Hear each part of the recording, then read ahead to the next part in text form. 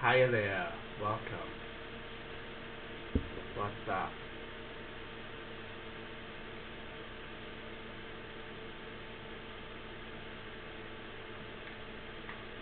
What's up, everyone?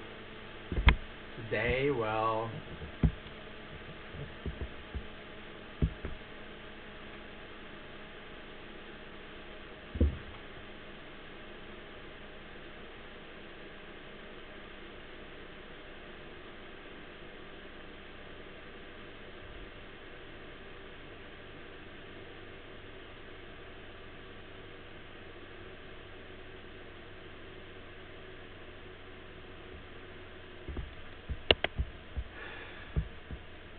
let's see if we can get anyone in, or how long it's gonna take.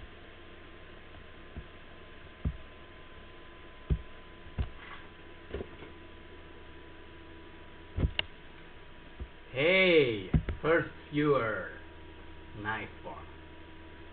Nice one, nice one, nice one.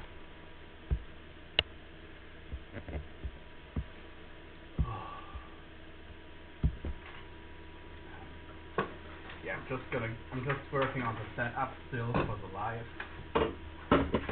And I'm not feeling 100%, just so everyone is aware. But yeah.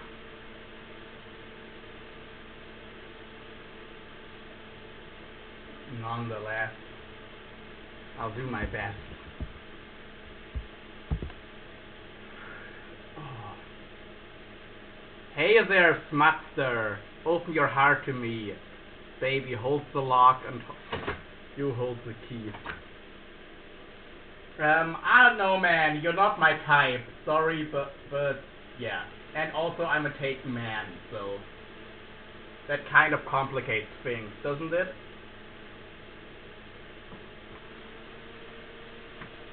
Darling, I'll give you love if you turn the key. Uh-huh. Madonna.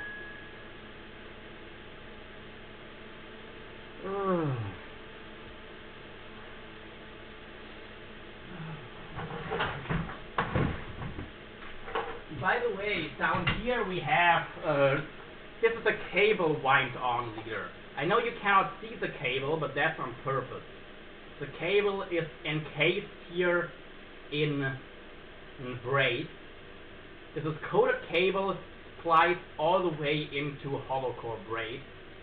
Really good stuff. You can wind it into your rod guide, no problems whatsoever. And yeah, the thing is, it cannot be cut like mono.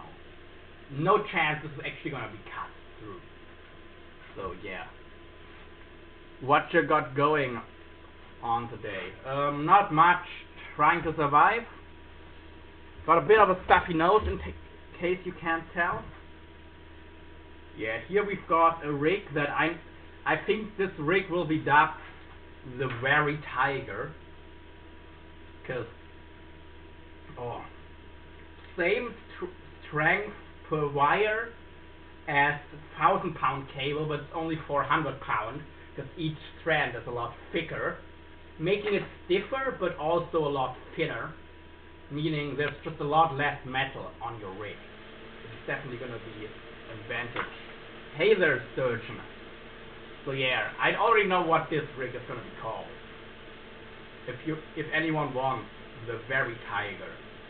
Hook is coated in plastic up till the middle, about the middle of the bend, so it'll penetrate just fine. And then the whole rig is plastic coated. And yeah, as you can see, it hooks up just fine. Don't stuff your nose with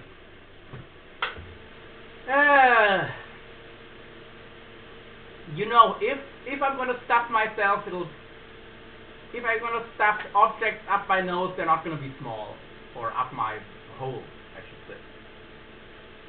Anyway, Smutty.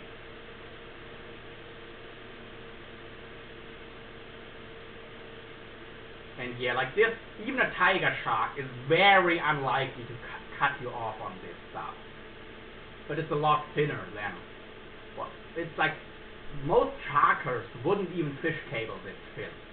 There's a reason, but this is 19 strand, not 49 strand, so each strand is a lot thicker, even on a relatively small diameter cable, which in my opinion makes this the superior material for, well, it makes it a superior material for getting by it, but it kinks up way easier.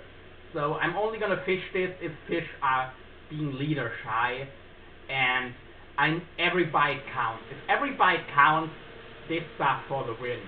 If they're chewing, I'm gonna use heavy 49 strands, like 3 millimeters at least, because that stuff isn't gonna kink basically ever, and I can probably catch 20 sharks on the same leader. This I might have to change after 1 or 2 fish. That's the difference. Like the thinner diameter cable personally. Well, if you want, I can build one of those leaders real quick. We'll be listening, but gotta drive, taking kids to school. Okay, Mustard. No worries. Yeah.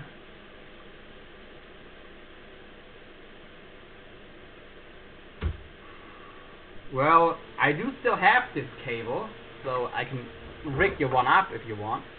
Rig one up for you if you want.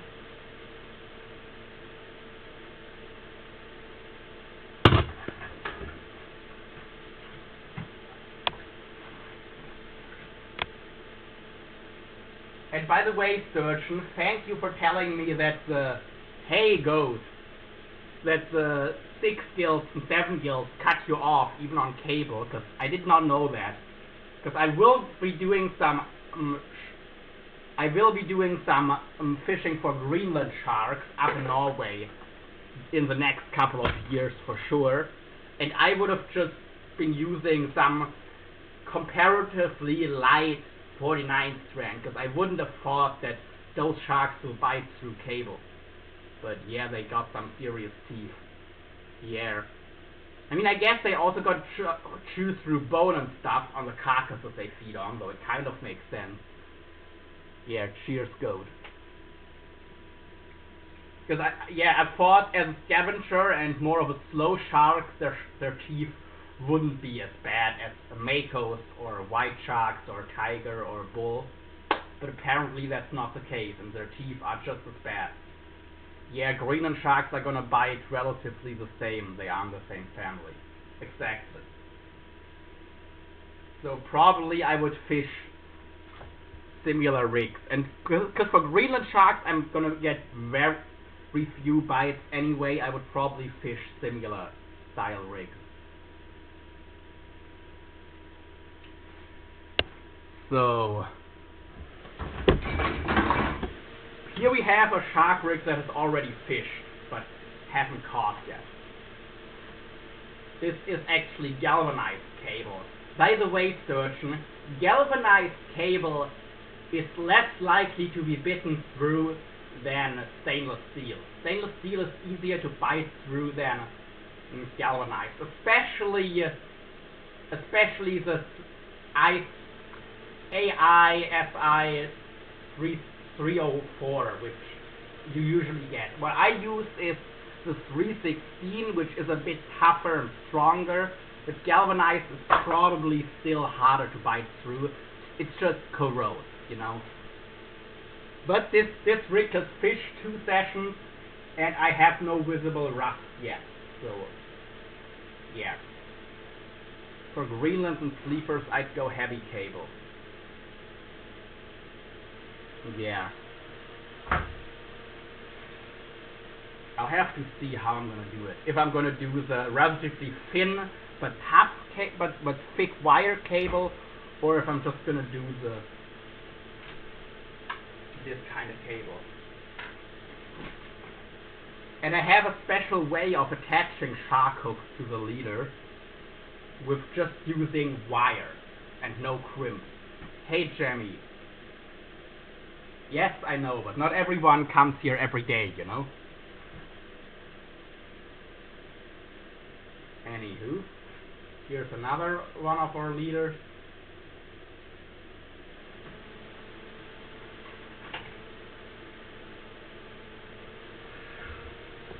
I can't wait to try out your leaders. Well, you still have a reel and some hooks waiting for you, man. It's not much, but yeah. So you like the thinner cable. Well, where do I have my here's my 2mm stuff. So, do you want mustard hooks, BKK hooks, or you want the cheaper the catch-all tackle hooks? Because I can do either all of them. I don't care. I have all of them. So I don't have as many of the BKKs, but yeah, the catch-alls are just cheaper. Personally, I really like the 18-0 catch-alls. If you think 18-0 is big enough of a hook, I honestly think the 18-0 catch-alls are stronger than the 20-0s. Just from how they're shaped, they seem like they would be tougher and less likely to straighten out. I don't think I'll need the reel since I don't really use spinning set up anymore. Haven't touched my spinning outfit in over a year though. Okay. Well, here's a relatively light cable. This is 2.5mm snelled on.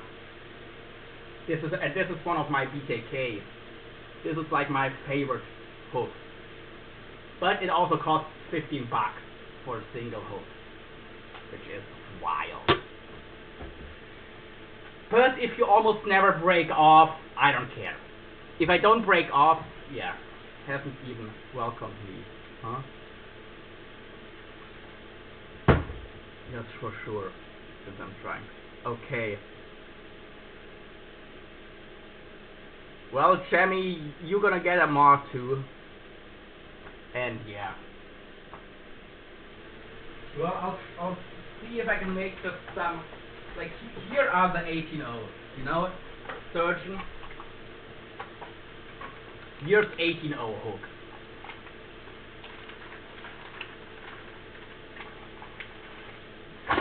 Do you think this hook is large enough for your fishing, or would you want something bigger?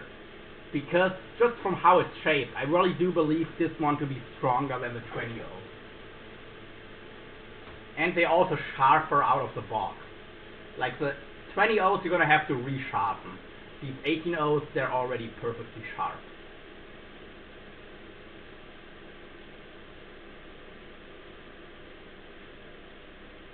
I have relatively small hands, just so you know. But yeah. They have about the gap of like a 14-0 BKK hook, I would say. Where's the leader I built yesterday?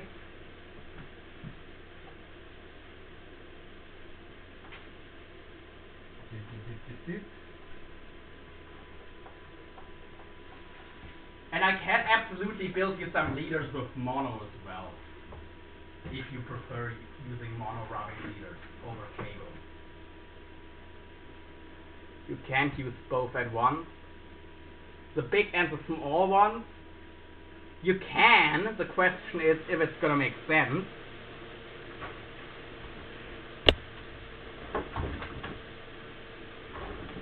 And you're more likely to deep hook fish and get them in the throat. Yes, that's what we're talking about. We're talking about the throat. Like, these are the two hooks in comparison. I would say the wire is almost identical in thickness between these two.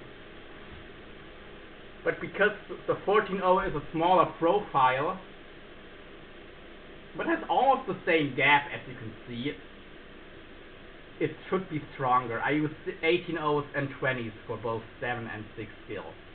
So, yeah. And I mean, these hooks only cost a couple bucks a piece. They don't. You can what? It would be 5 of these cost as much as 5 or 6 of these are the price of one of the BKKs. Well, this size BKK is a bit cheaper, but yeah.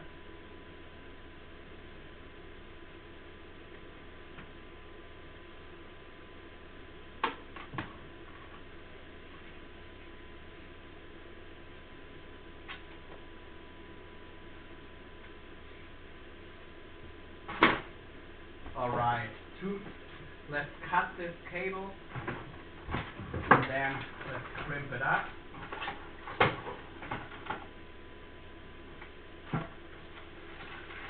Where are my cable cutters?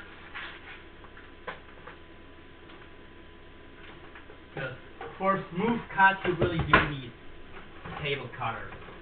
You don't want to use other kinds of pliers. I do have plenty of other pliers that will cut the cable, but it'll probably not be a smooth cut. Well, I can give it a try.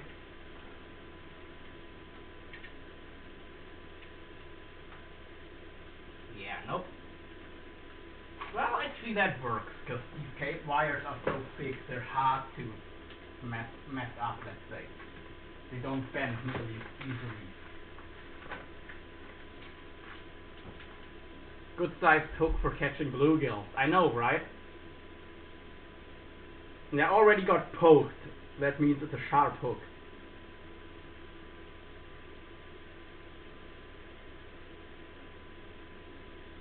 Copper crimp.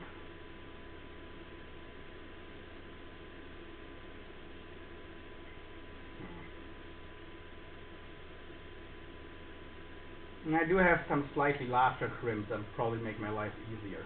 Yeah, it will.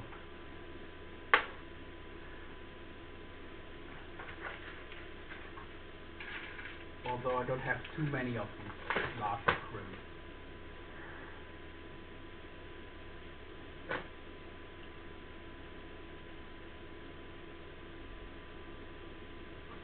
And I will do an offshore loop on these.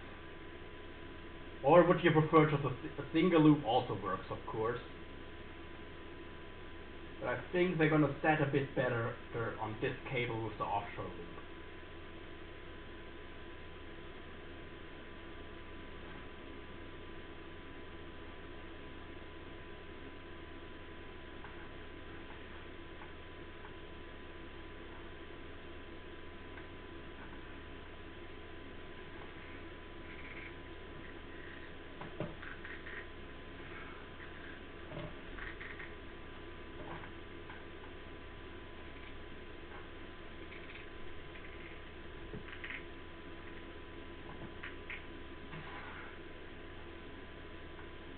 Giving it some more freedom.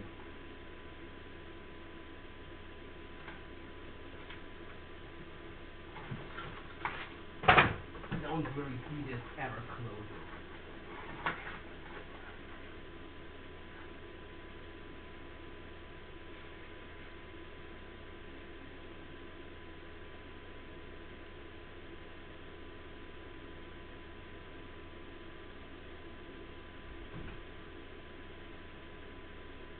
Not that.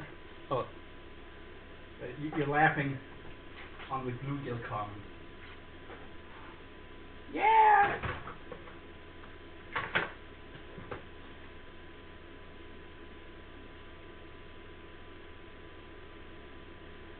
One.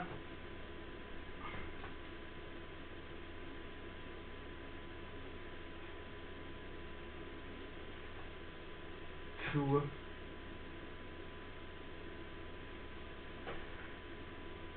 3.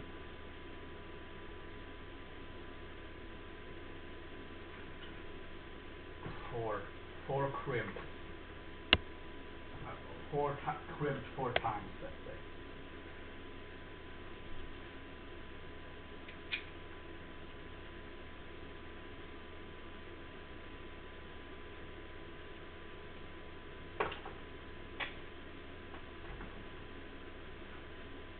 And to prevent this from it angling, I'll put some shrink tube over that locks the hook in here. So it has still some movement, but limited movement. But it cannot slide up and angle itself on here. I would say, what, 4-foot spike leader? That should be plenty.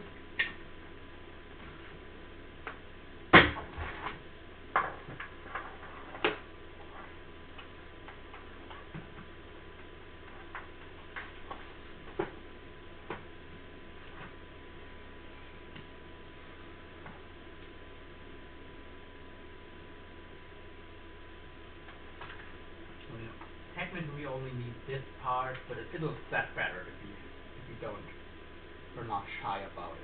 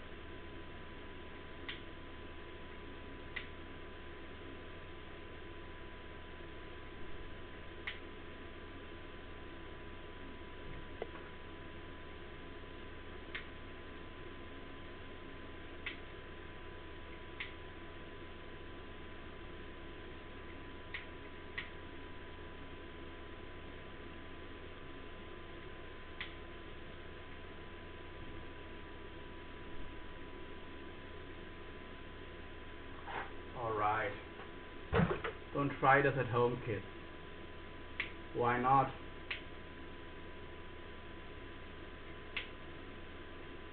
Okay. They gotta make tubing shrink when it's cold.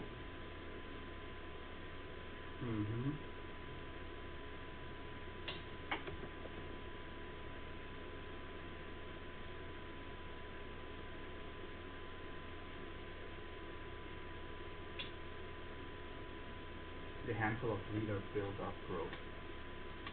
Okay.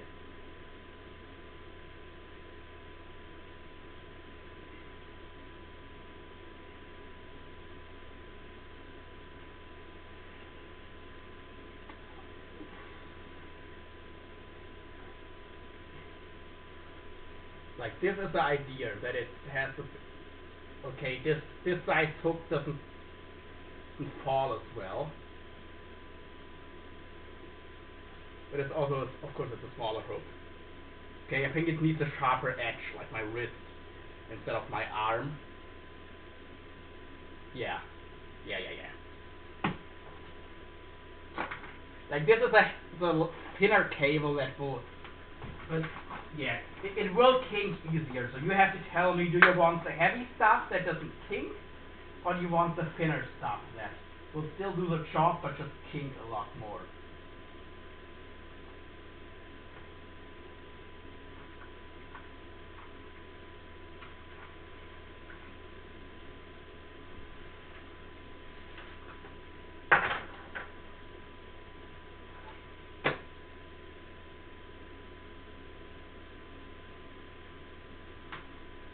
You sharpen those hooks. Depends on how sharp they are. If they're sharp enough already, no need to sharpen them. If they're not sharp enough, then yes, I do sharpen them. Like this hook is already pretty sharp. I would only need a handful of... Hey, Glacier Shark!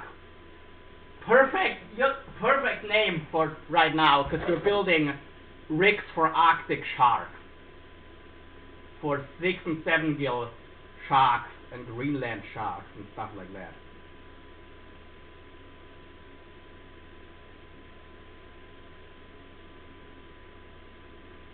So this is how the first grimp.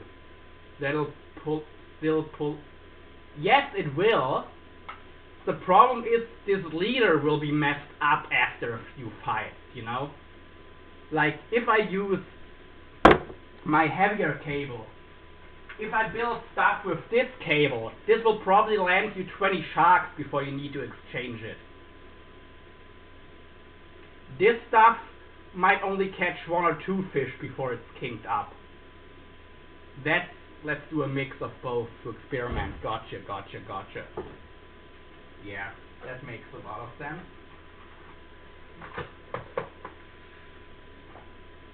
Alright, let's get the tubing on here. Is this the right size tubing? This might actually be too thin. It is too thin. Okay. Oh yeah, of course it is.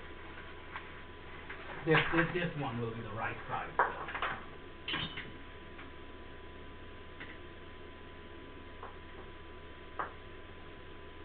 Let's cut off the length of tubing. Voila. And mono, some with mono or all cable leaders, like for the rubbing section, of course. The biting section, of course, will always be cable.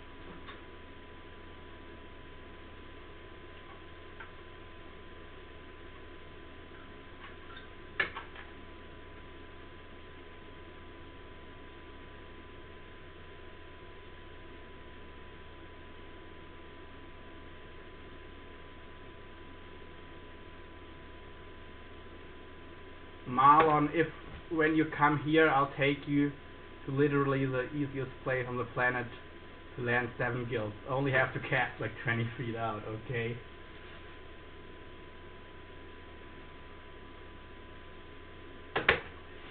Huddle? Hi Huddle's 9. Well, if anyone wants to sponsor me a USA trip,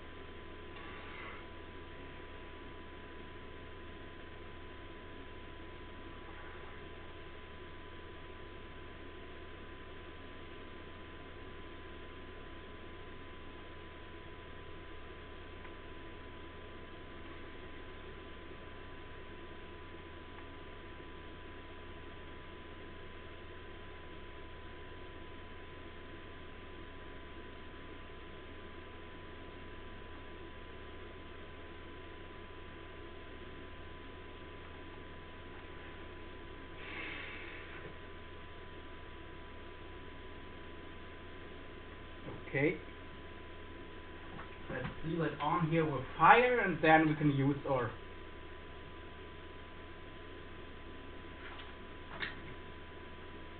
the hot water. Obviously, we'll need a little sleeve first on our connection to make this leader proper. Where's my other box of shrink tube?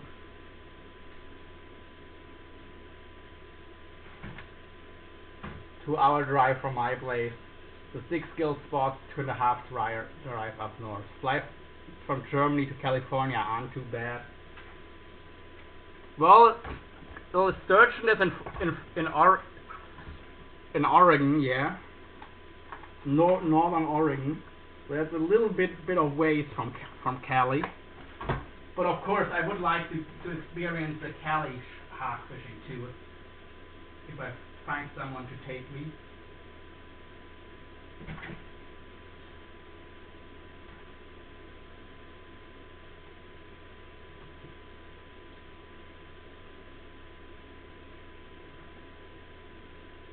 Makos and whites and stuff. And of course also 6 gills.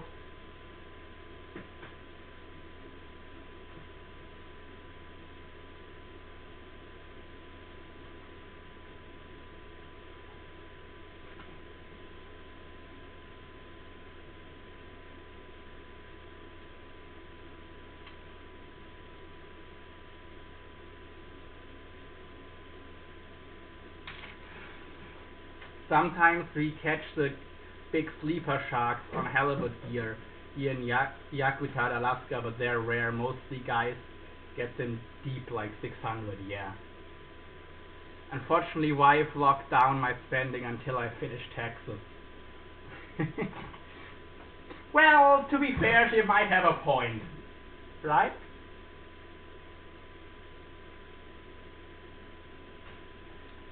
Anyway, let's get my kettle boiling so we can seal off the leader. Oops.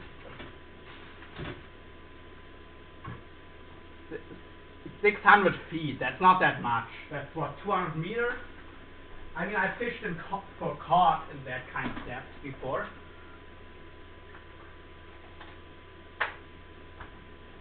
Also good for rockfish and stuff like that.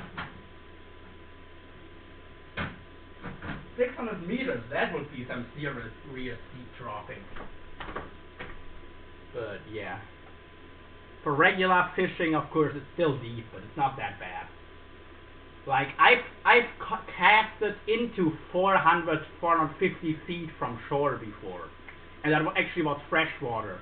Yes, I've casted into 400 feet of water from shore easily in fresh water in Germany.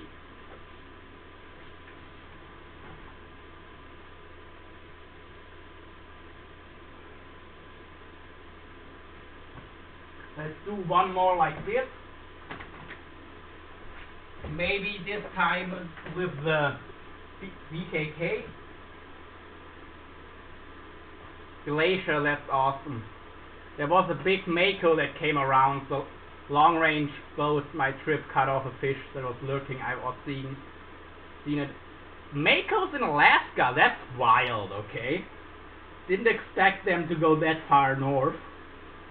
Then again, I mean, there's makos around the UK, but we have the Gulf Stream making our waters pretty mild. And okay, I mean, southern Alaska isn't Alaska. They've stolen like half of Canada's west coast, so maybe if it's that part of Alaska, that would make sense.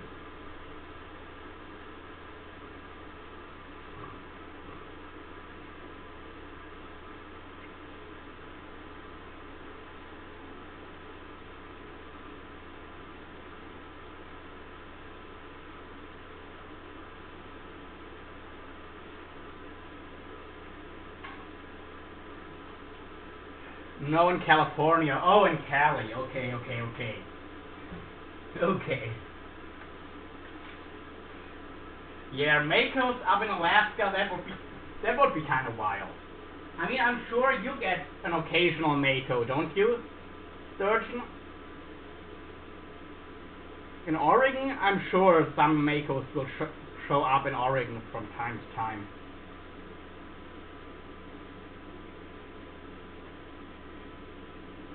It's not that far north.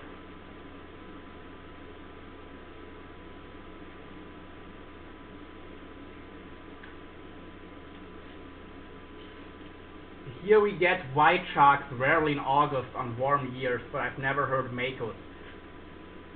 Wait a minute. Are you sure those are white sharks or misidentified salmon sharks? Because normally makos, at least over here, makos go a lot further north than whites do. Whites tend to stay further south than makos normally. I would use anything from like a couple pounds to 50 pounds or so. Okay, our kettle is boiling. Let's seal off this shrink tube.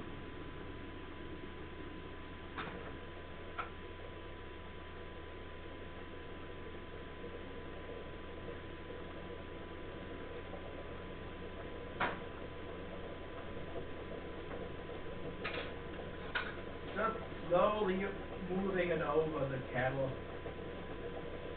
The steam. For just coating cable, I prefer the steam because it just gently hugs the. You know, it doesn't. You're not gonna melt off or damage the your shrink tube in any way. It just gently hugs it, making it a lot more stable. Yup, fully coated, the 19 strands. With a bait attached, this is definitely gonna slay.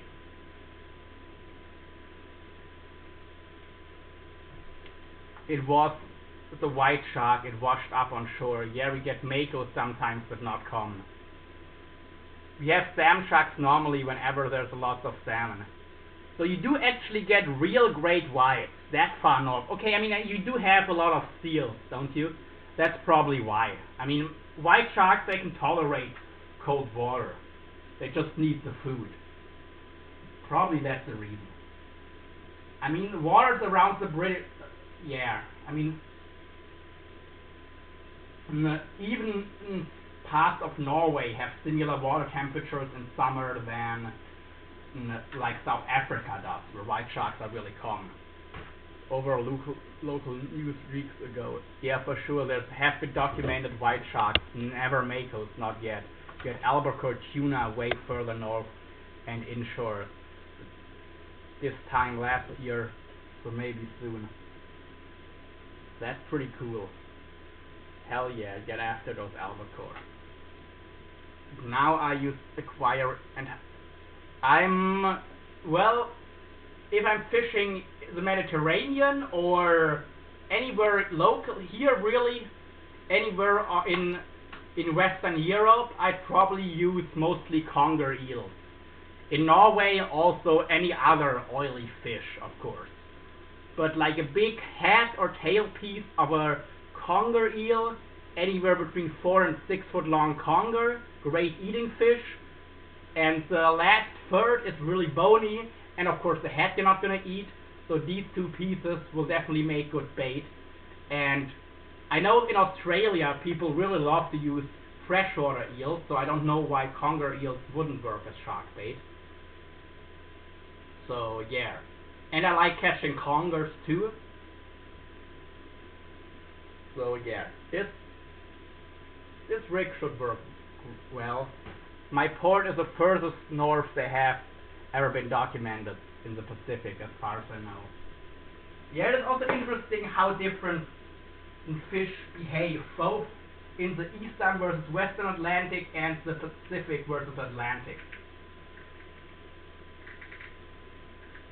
I mean, I think white sharks are only really common in the Pacific as far north as California, while on the Atlantic they're common.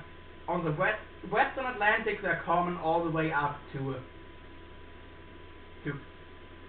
like Cape Cod and southern Canada. While in the Eastern Atlantic, really like around Spain is as far north as they go.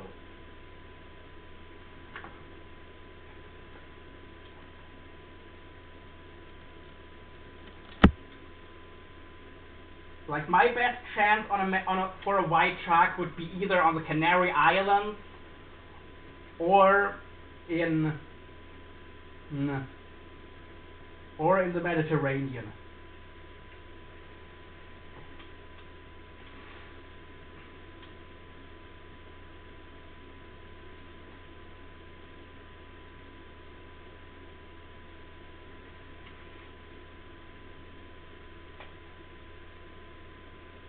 That's where I would be most likely to encounter a great white.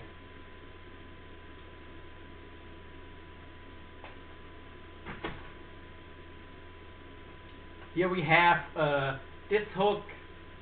I think it's like $5 to $10 it would be. I think I could maybe let's do the half, like $7.50 for this 16.0 or 16.0 master.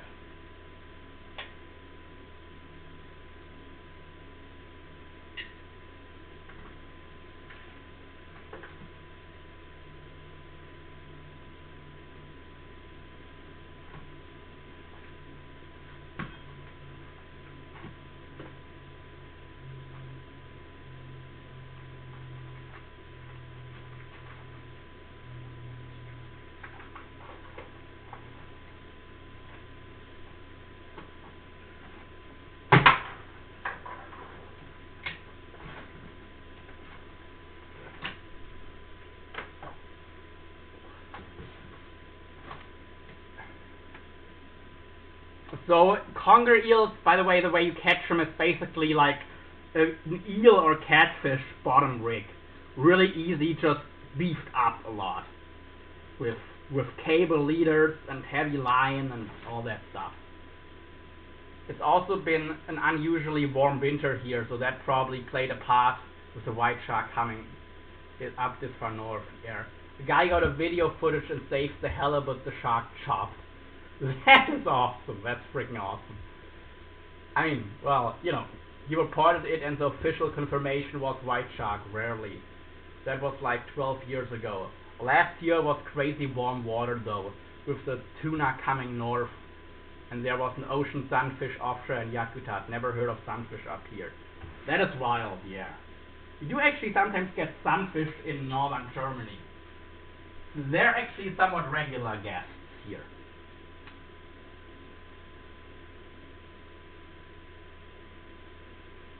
Of course in the summer, but yeah. Like in the North Sea, sunfish are somewhat common. And even in they even swim into the Baltic, interestingly enough.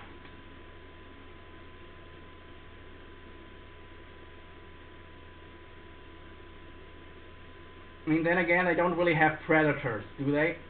I mean, they do, but not a whole lot.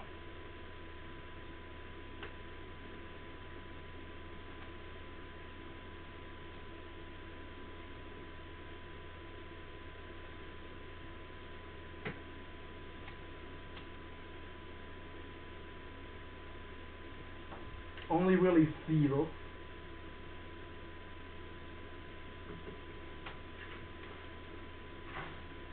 I got boxes of 116 mustard hooks for $250 for my halibut longline. Yours looks a bit bigger, mine are.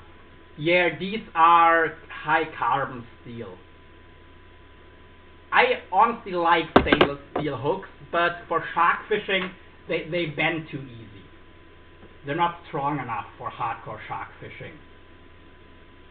So for halibut, absolutely. I would like. These are some 11.0 circle hooks. I'm definitely going to be using these for halibut in Norway because I think they're a really nice size. But yeah, I think the sunfish has bad taste. Maybe it stores toxins from the jellyfish it eats. Yeah, I built up 5 or 6. Let me know what I owe you, bro. Okay, so this leader still need to finish it, but yeah, even if it faces the exactly wrong way, this is always gonna turn. But this is why I rigged it like this. Well, I'm just gonna do a mix of mustard hooks and do you want me to throw a BKK hook in the mix or not, Sturgeon? The BKKs, they're gonna be like $18 a piece. Or something crazy like that. That's why I don't want to just use them, because the whole rest of the leader will cost us much or more or less than the one BKK hook. I do believe they're worth it, but only if you don't break them off. Like if you don't break them off, I 100% think the BKKs are worth it. But of course, if you have any kind of break off, you're just losing money. But if you never break off, these hooks will last a lifetime, unlike the mustard, which is why I personally fish them, but yeah, again, only when I don't break off.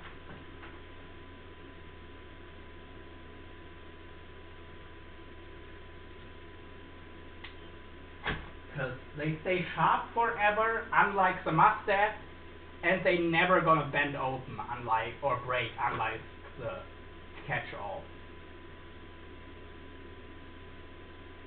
They're super strong and stay sharp forever, but that comes at a cost. I'm gonna put a 600-pound sea lion on that leader as live bait.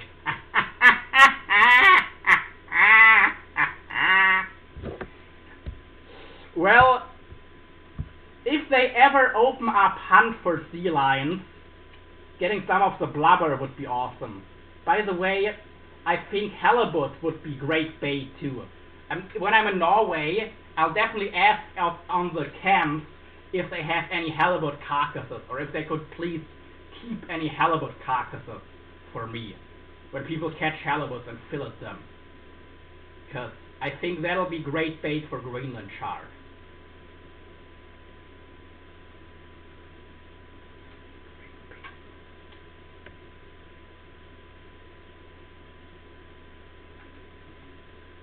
Catch-alls and mustards are good. Okay. Yeah. I totally understand.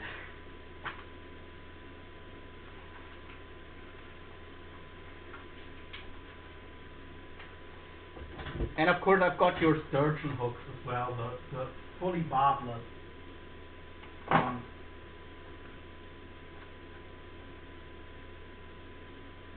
That you wanted last year.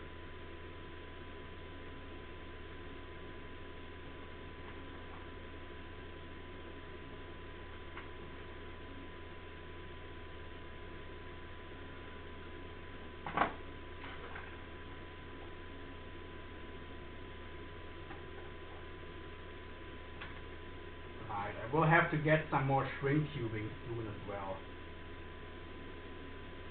before I forget about it. Because shrink tubing can be really expensive. Like, I paid like $1 per meter or per yard, so 3 foot for $1. That's what I paid for this stuff, because I had to get it readily available. If you order it from China, of course, you can get it a lot cheaper, but it's going to take like a month till you get it.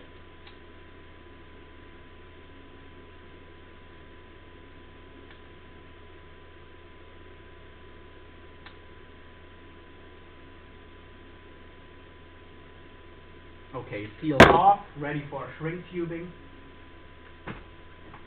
I'll definitely take a BKK rig to try out. Actually, screw that, build up a BKK. Okay. But, do you want me to build the BKK with the light cable, or do you want me to build the BKK with the really heavy cable that will last forever? Because it's a hook that lasts forever, maybe I should also do a leader that lasts forever. Right? Or wrong? That would be my train of thought, but you might have a different idea.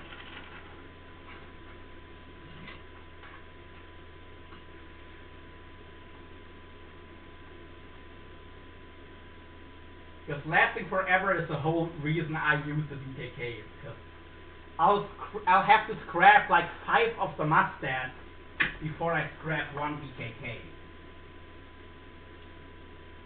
Which is why to me they cost only 2 to 3 times as much, but they last 5 times as long. And I'll take those loose hooks. You could just add that to that. I'll owe you for the leader. Okay, also I'll get 2 more Helicat Revenge Blackout rods here soon. Yeah. Like the BKK leader will probably come out to it could probably something like $30 for 1 meter, which is pretty hefty, but yeah. But if you don't break it off, it'll last probably multiple seasons. At least 1 entire season it should last. Which most leaders definitely don't.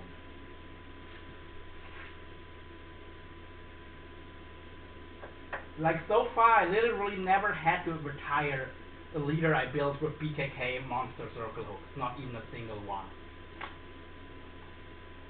The ones I didn't break off, I still have, and I'm still going to keep using them.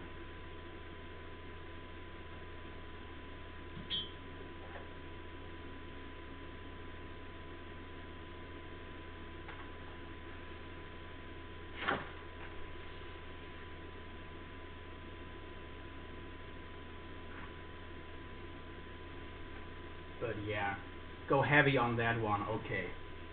Go big or go home.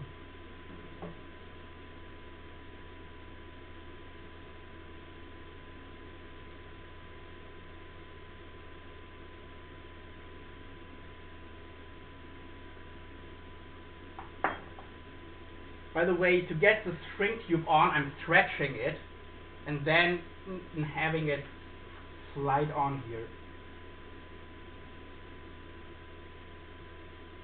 That works pretty well. If it gets stuck anywhere.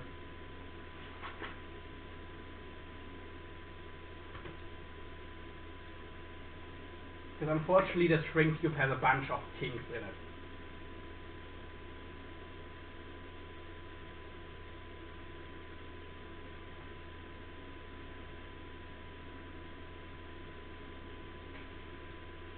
Which means you can't just slide it on straight. Okay, we're almost done.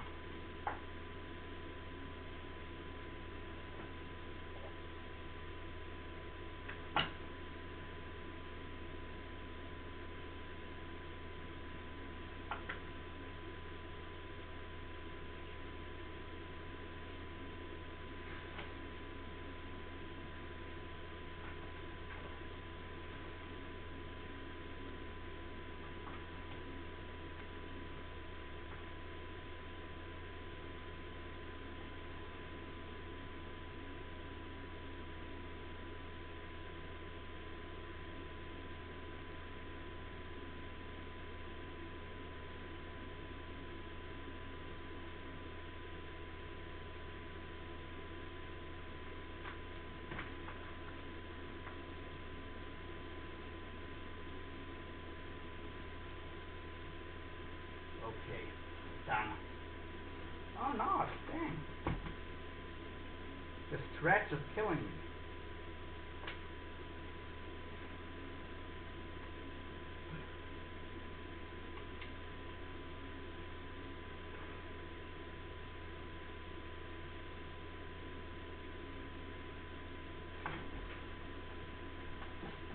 Can you make the leader somewhat so I'll know which one? Yeah, I mean, you should be able to see it. It's actually super easy, because you could only confuse the mustards and the BKKs, but the BKKs are silver and the mustards are black. Look. Any chance you'll be confusing these two hooks?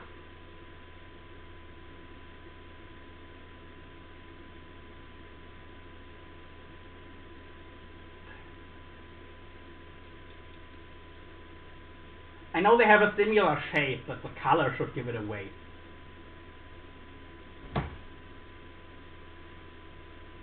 That's a joke. Oh no. Oh crap.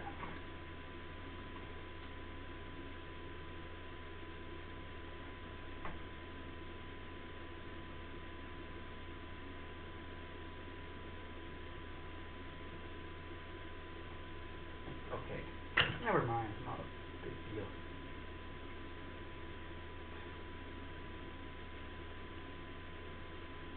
And yeah, that's definitely going to be good promotion for my leaders.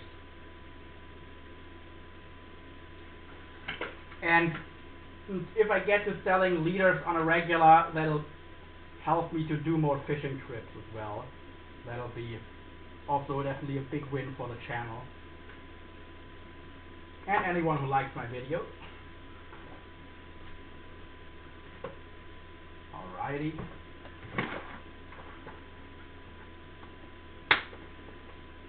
Ah, okay, that's easy enough. Okay, good. Yeah. Yeah, they just have a different finish. Don't ask me why, but yeah.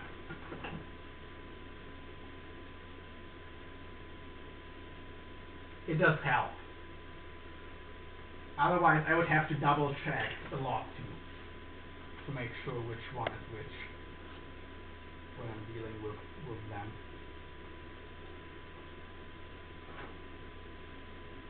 Okie dokie.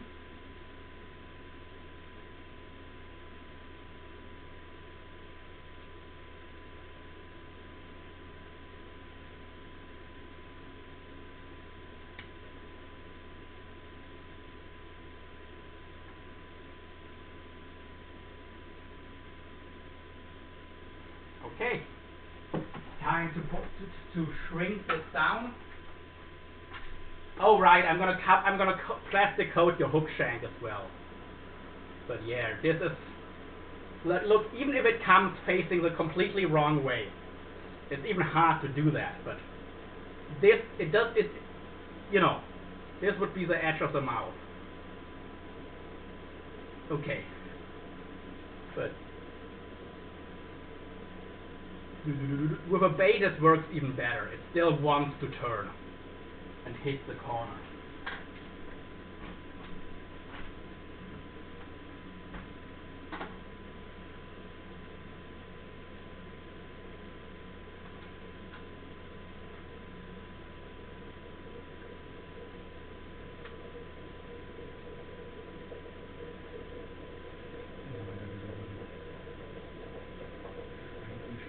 Shrinky.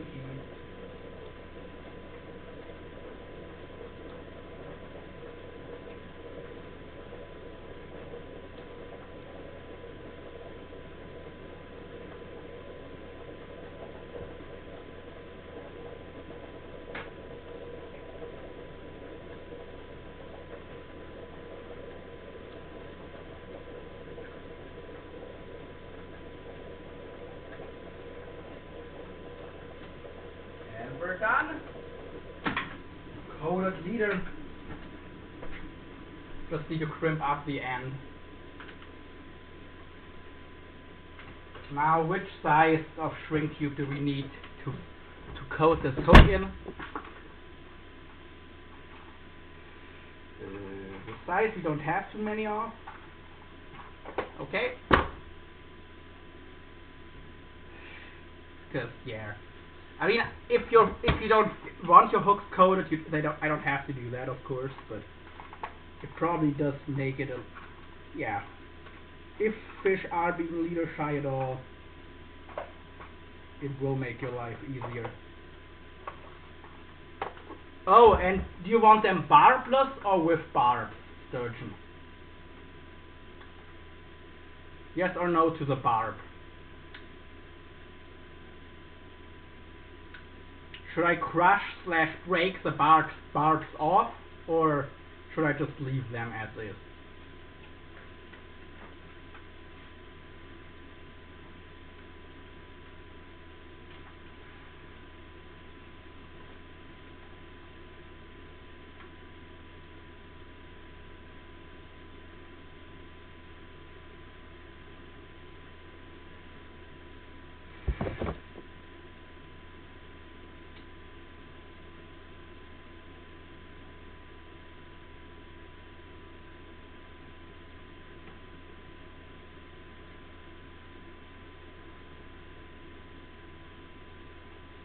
Like on the mustards, for example, the barbs are likely to break. On the BKKs, they'll probably just be crushed.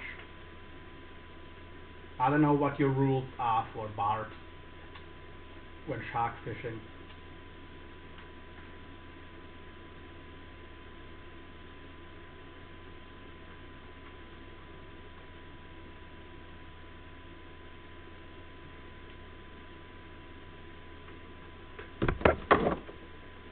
Oh, I need to charge my phone. And let's just let the steam do the work for coating this hook.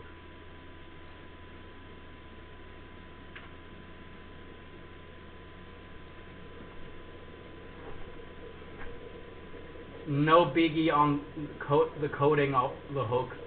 Can leave them barbed. Okay, gotcha.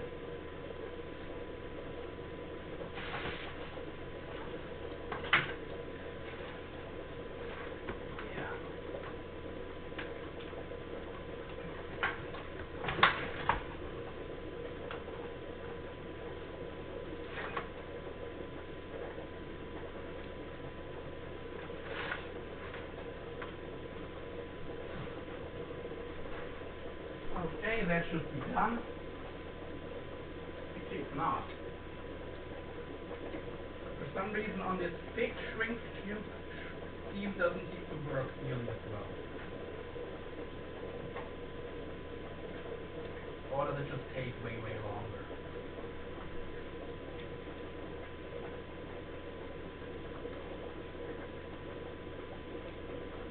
just doesn't seem to work. Not properly anyway.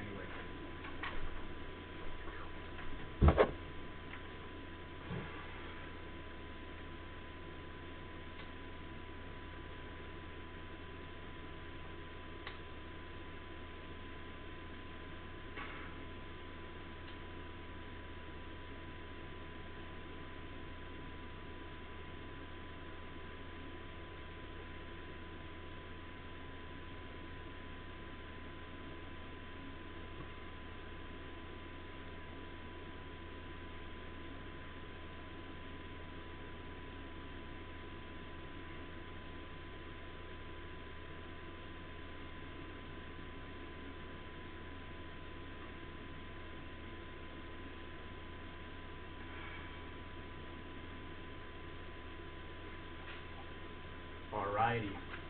This hook is coated. I mean, this is also the light. Maybe I'll just coat the hook on the light cable, the thinner cable, because that'll definitely work better if fish are already finicky. But the heavy duty stuff, I might just leave it uncoated. We'll see. And I'll have to get a charging cable, and I have to take a quick bathroom break. So be right back. That actually works pretty well. You can do the phone there.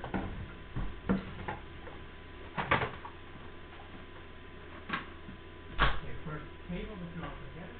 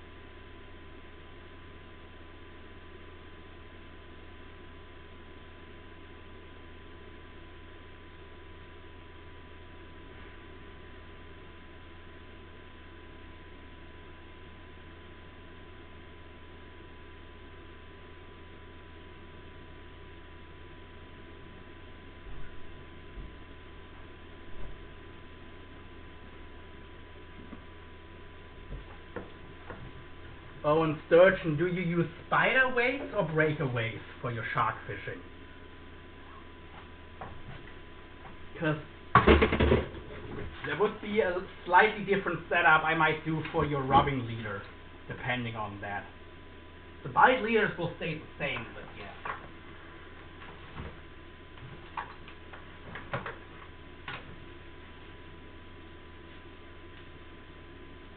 Oh, and I do have the monster hook. If you want to, I could also build you a leader with this bad boy.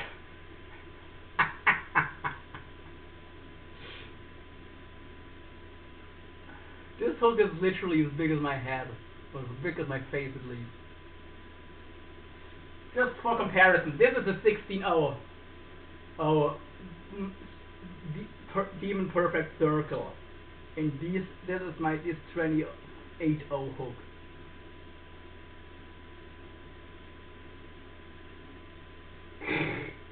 But realistically, this hook probably isn't the best choice. It's just overly big. You're probably not going to get the best penetration. And yeah.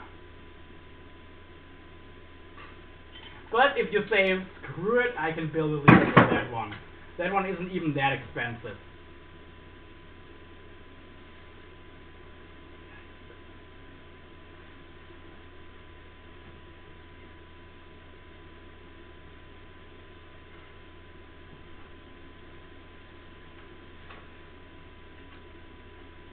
Anyway.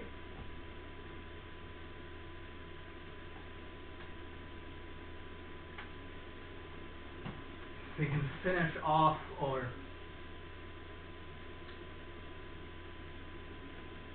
end of the cable here.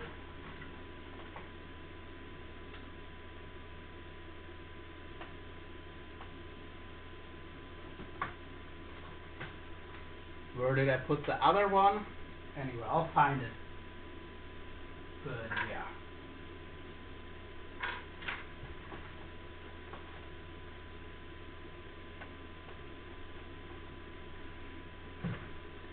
We usually just toss 12-ounce pyramids and bank sinkers. We rarely use spiders because they're so expensive. That's a little overkill for us here. Well, I mean, yeah, it's... And actually, those hooks are more likely to straighten than a normal sized hook is.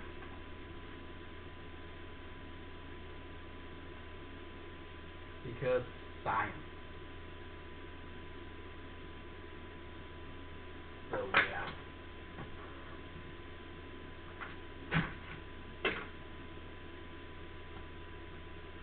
So this is the 14-0, the 18-0.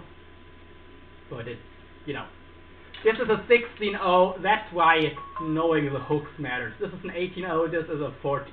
This is an 18-0. This is a 16-0.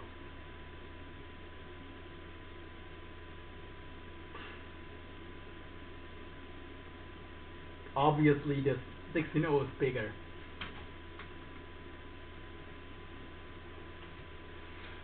Because then I might rig your leaders as a shark saver rig.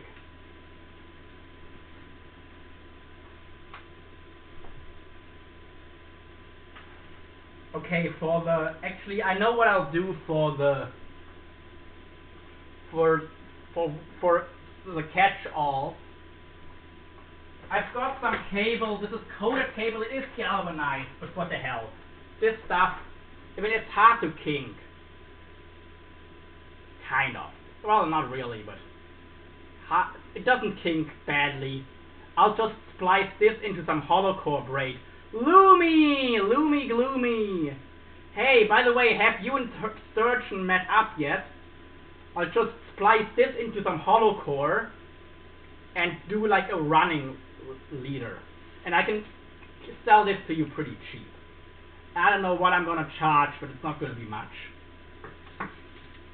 So this will be for the rig you can lose without breaking the bank.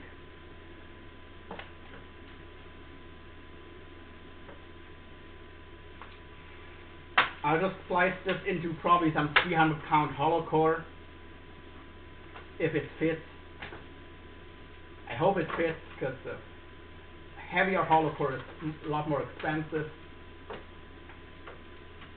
Sick, I can't wait. And it'll end in like a metal ring, and the leader will be sliding. So if you break off with your weight, the leader will just slide off your main line, and the fish will only be left with the bite leader, not with all the rest. Because that is, you know, that is one of the issues we have as shark fishermen. Especially if you break off sharks somewhat frequently. This way, all of this and all your weight will be just left on the ocean floor, and the shark can take off with only the bite leader in its mouth. You'll understand the system in a bit. 1, 2, you need a bit more. And yeah. This will corrode eventually, but it should last a few. Yeah, and even the corrosion won't be a big deal.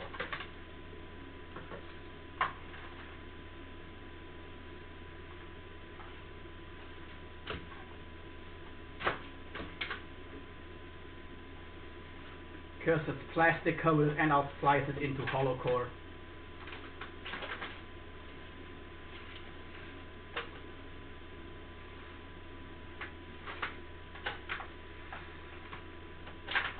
One, 2, 3.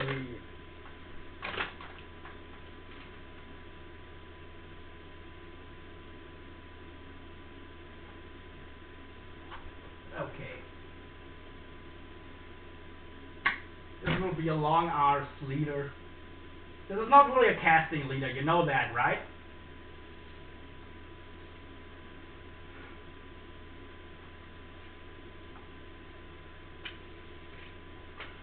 Although I have tested rigs like this, and it works surprisingly well, cable wind on. No, I mean, Lumi, have you met up with Hurton for Sturgeon to fish together? Because I know you were talking about that a while ago.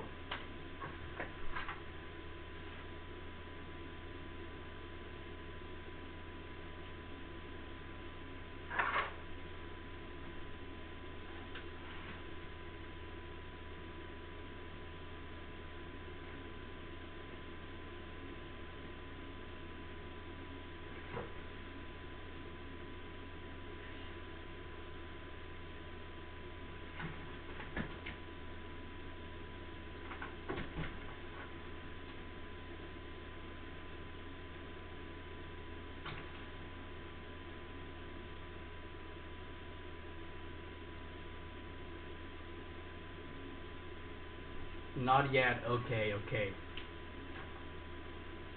So yeah, these are at least 20 feet of rubbing leaders, so that should allow a shark to wrap up a lot before you run into any kind of issue. So let's get the 300-pound hollow core.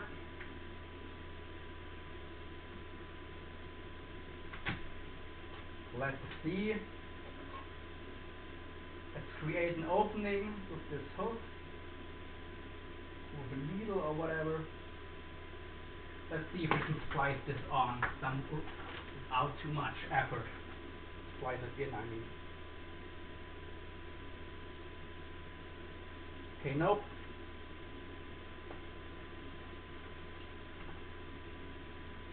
This isn't the right course of action.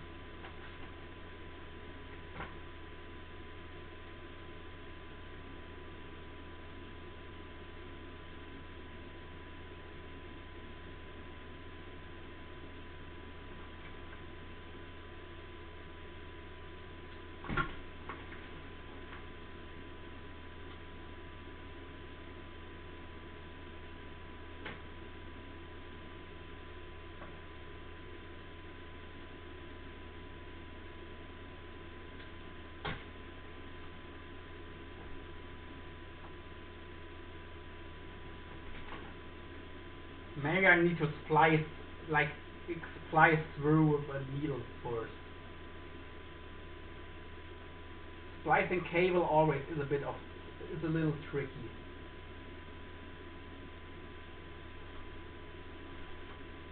None of my reels can handle 300-pound hollow core.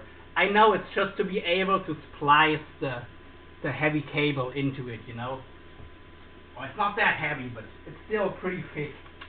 You always need heavier hollow core for splicing cable than you would for splicing mono. Like the same diameter mono can go into thinner hollow core than cable can.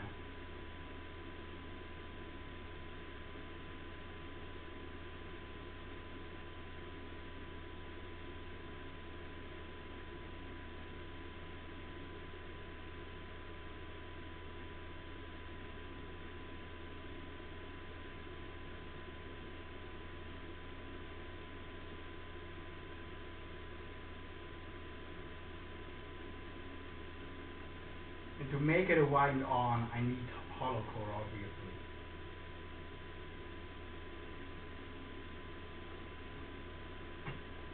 Okay, let's see if this works.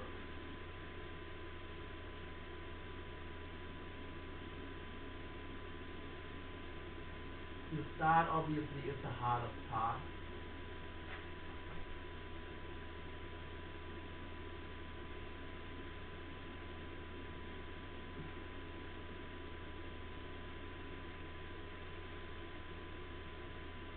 Not really. Then let's try another way. That worked for me in the past.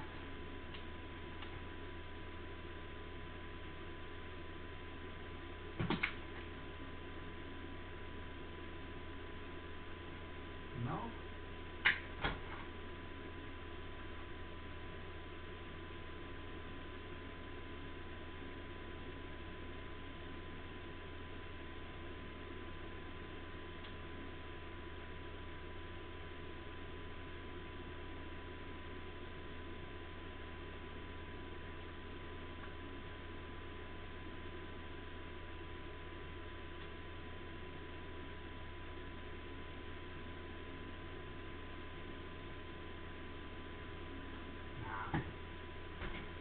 Okay, I'll have to overthink this. Maybe use 500-pound hollow if it doesn't work.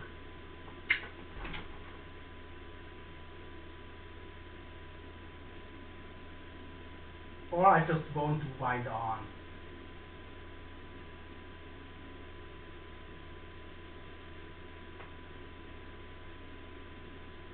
We'll see. I have to see about that one.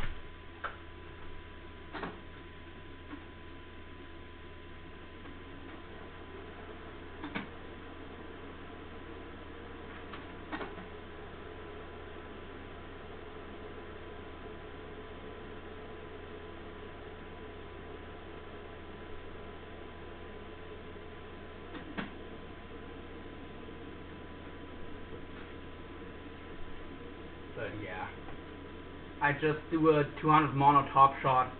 Oh, okay, then a wind on leader wouldn't be a big advantage, would it?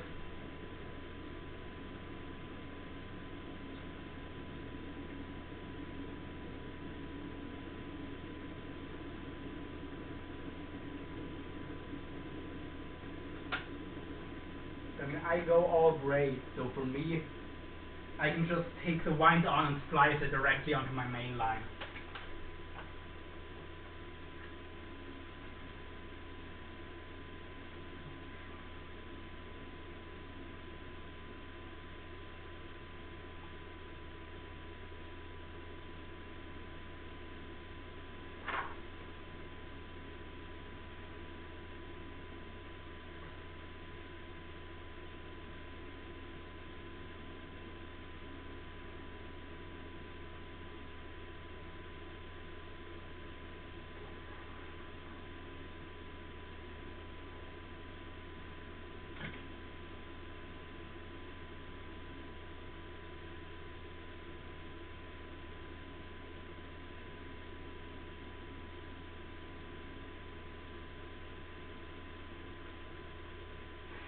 And maybe I'll just keep it straight cable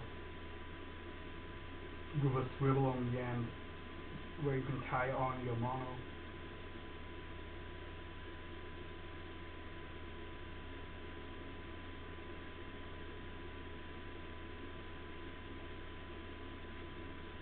Yeah, this isn't gonna work. I would need 500-pound hollow.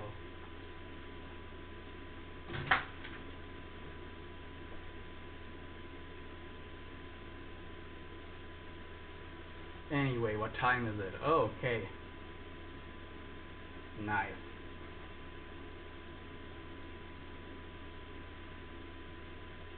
Well, it's basically dinner time for me. So...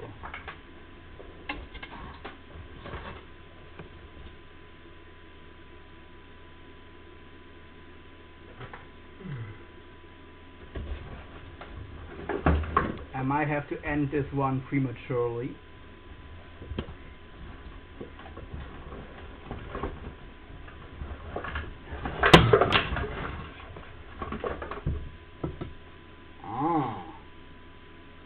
There also would be this rig with a BKK hook that I could just leave you as it is, if you want to, Sturgeon.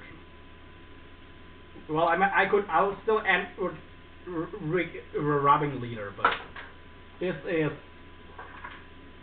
yeah.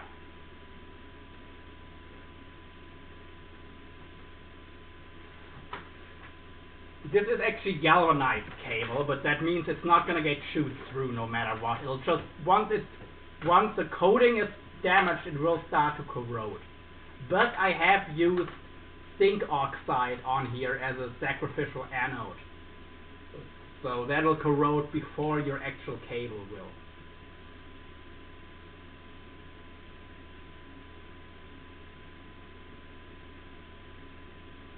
But I can also just keep this rig and use it myself for some Greenland sharks. This cable is actually connected with no crimps whatsoever, funny enough. It's only 7 a.m. here. Yeah, it's 6 p.m. here. And it would be time for my next meal. Or I can just eat something real quick while we keep talking. Let's just maybe do that.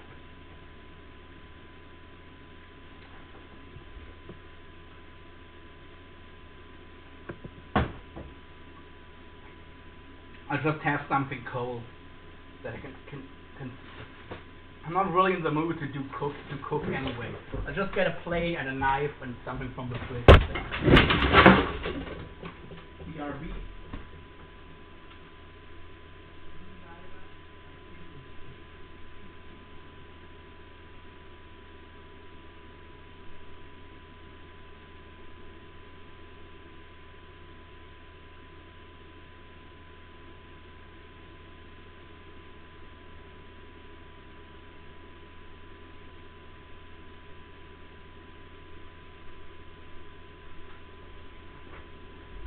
I mean, yeah, in all honesty, if I was you, I would want stainless steel wire probably, just because, you know, corrosion is gonna be a big deal. Oh, sorry, the tripod fell down. Oopsie whoopsie. That's perfect. It will corrode though. You will have rust as soon as the coating is roughed up. So you tell me, I can build you the same rig out of stainless steel cable. The stainless, of course, it's not gonna have any issues with corrosion. So yeah, this rig will work well. I go to East Road. I got my morning work meeting. 20 minutes anyway. Okay. Well, we can talk another time if you want. Stainless steel or not. But yeah.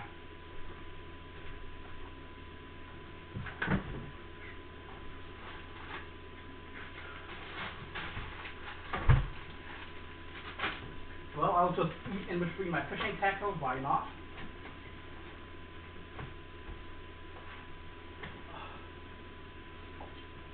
But yeah.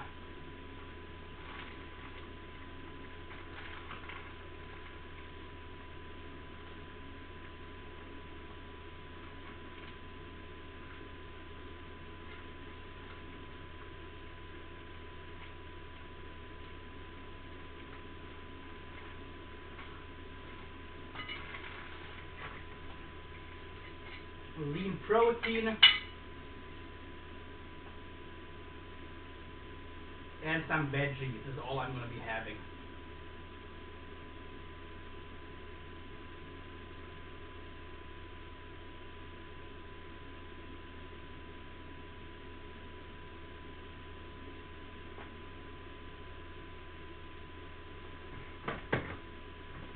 But yeah, if you're sure, tell me about the stainless steel or not thing, but because personally I would want stainless steel in your because you say they do mess up the coating.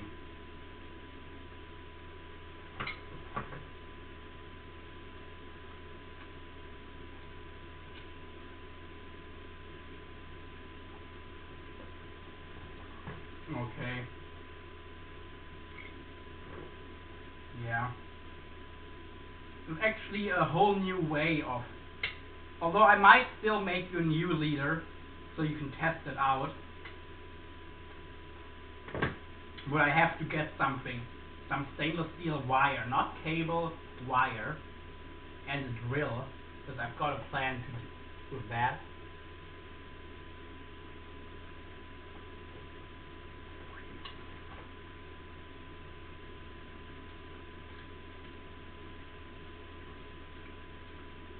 Well,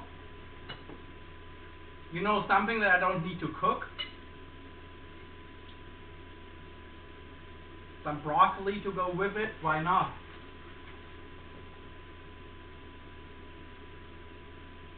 Normally I don't eat processed meats, but I did have this already,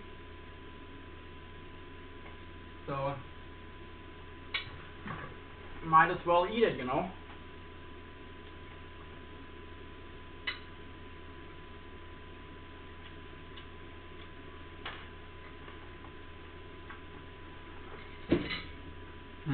Any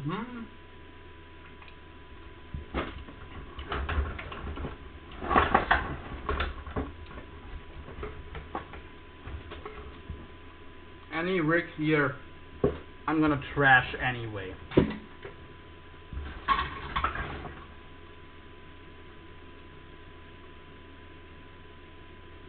That was actually pretty good.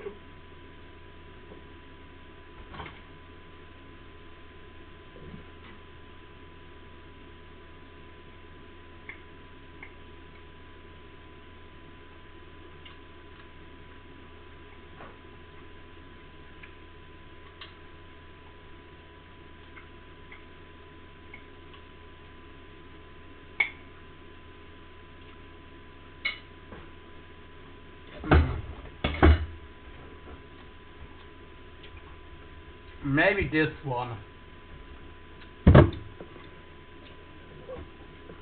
I don't know. Maybe I'll trash this leader. Because I mean it's not bad, but I don't know. I don't love it either. For some reason it doesn't seem to work 100%.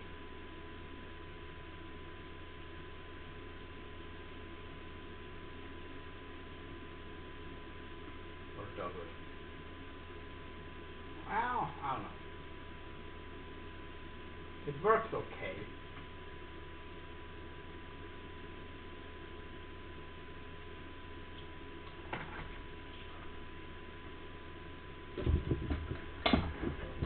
I think I'll be using heavier cable anyway, or the 19th strand.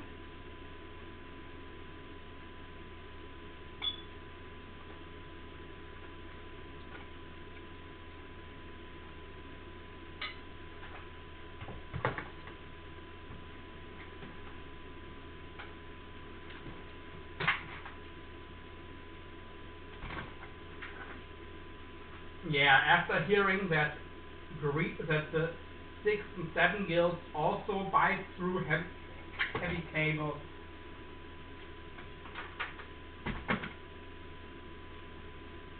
this will be your hook.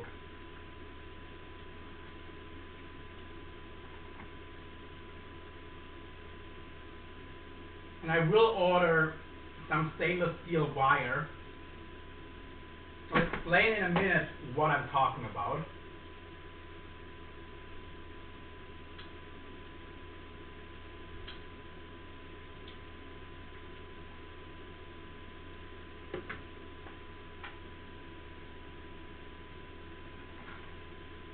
Because it seems to work better if I use wire to connect this hook instead of a crimp on this heavy cable.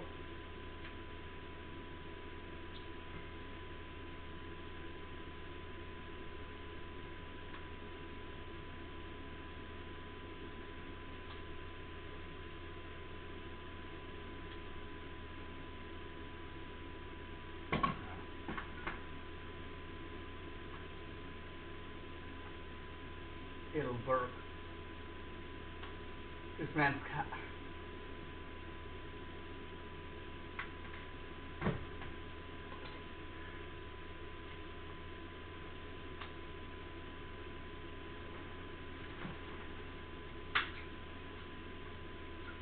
if it won't land the fish of a lifetime, it's not good enough for me. In case you haven't noticed.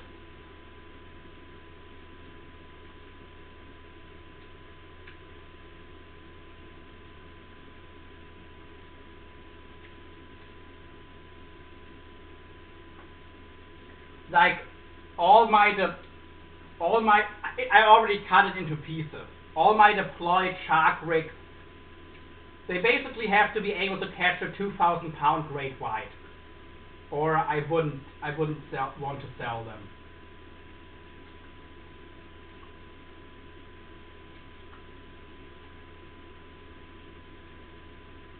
Unless someone gives me very specific instructions on how they want their rig done. And it's different from what I think is the best idea.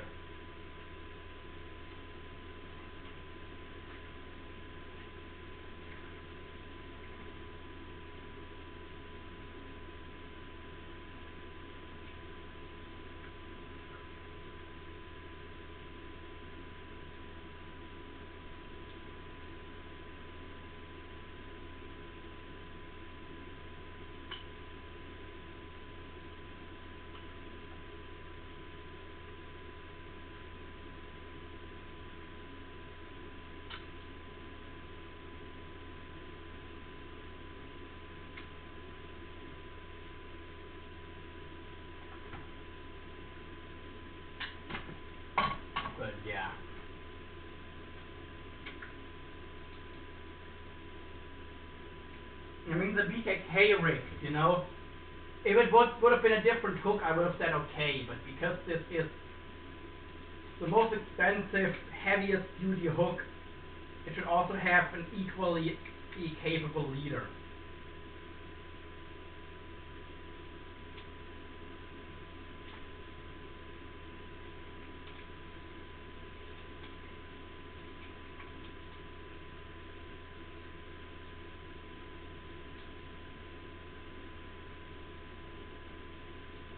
I wouldn't have felt right selling you that one.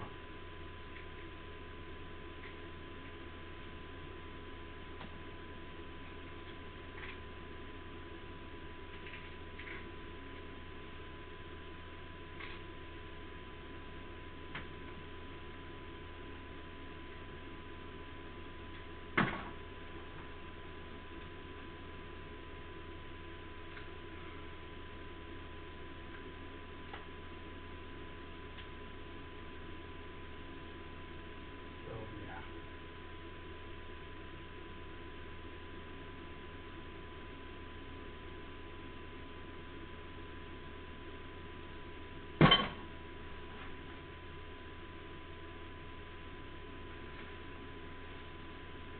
Well, I can maybe demonstrate to you the idea of this rig, but I have to get the right stainless steel wire in-house first. Yeah, I'll still demonstrate what I mean.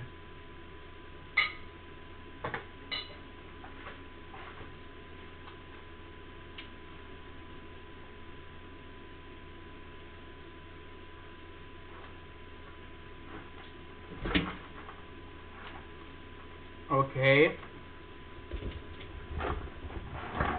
Are they all going to be cast out leaders? I was operating under the assumption this big one would be yacked out.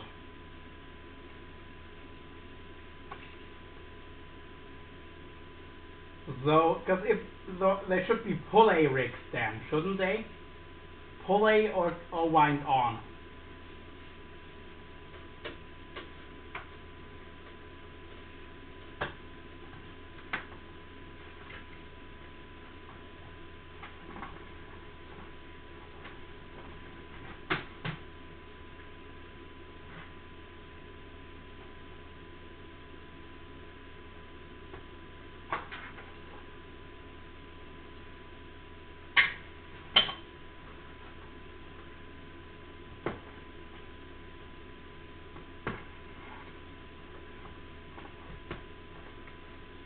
Hey, Wicked Weasel, what's up, man?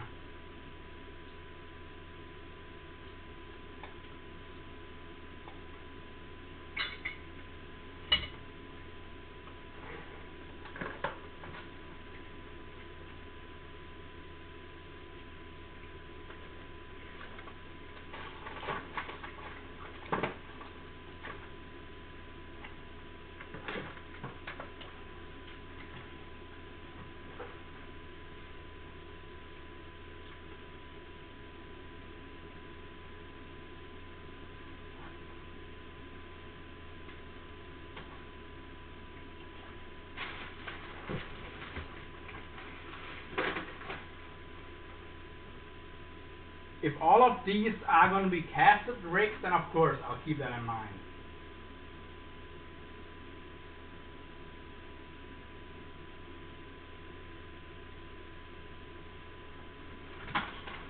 I didn't think these big rigs would be casted.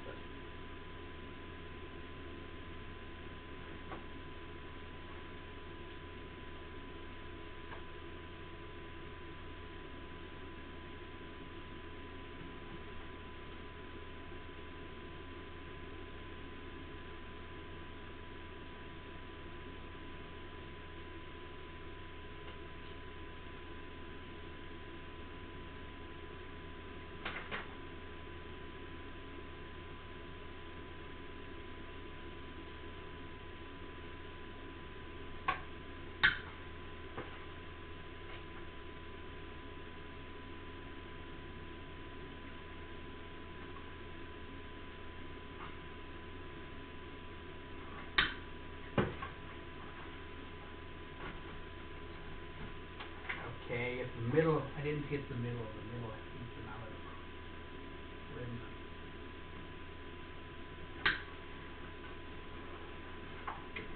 Thank you, bro. I appreciate it. We only deploy from one beach and 500 yards out and 600 deep. But this is far drive for us, like, so we hardly go there. Oh, okay, so on a regular basis, you wouldn't. You're not going to be deploying bait. That makes sense. So all of your rigs, they should be possible. You should be able to cast them. Correct?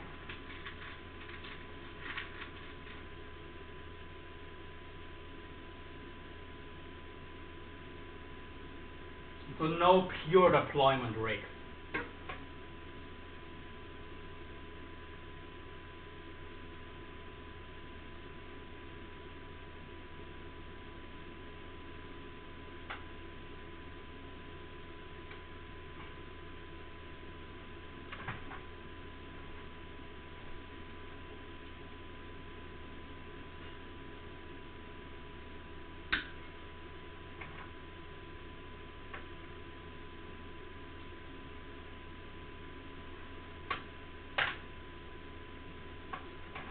That's why we keep our leaders to 5 to 6 foot max length. Yeah, so unless it's a wind on, it cannot be too long. Gotcha.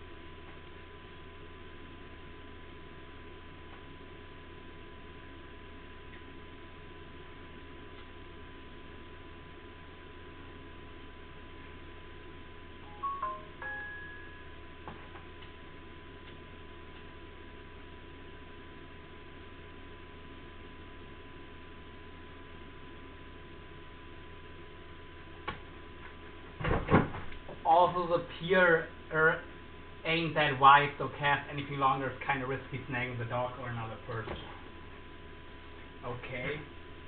Have you ever tried the 2-rod or sliding rigs?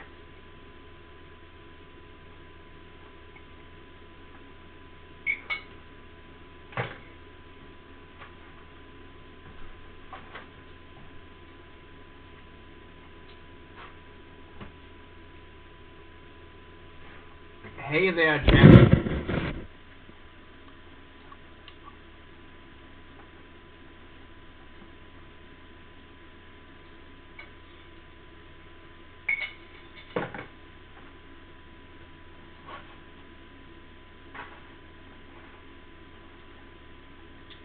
So, right now I'm going to show you how I will rig this, but I will use the wrong kind of wire, so I'll redo it once I've got all the right materials.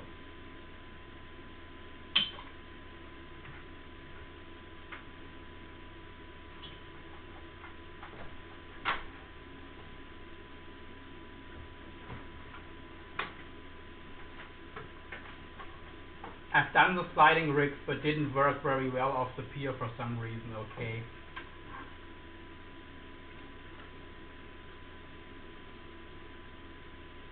And have you used the 2-rod method? Where you attach, you have like a running ladder rig, and you attach a second rod to the swivel. You cast your main rod out with the bail open on the second rod, and then you pull the swivel back through your weight to the pier, clip on your your leader and then pull it back on there. Gotta head into my meeting now. I'll be back. Okay, see you then.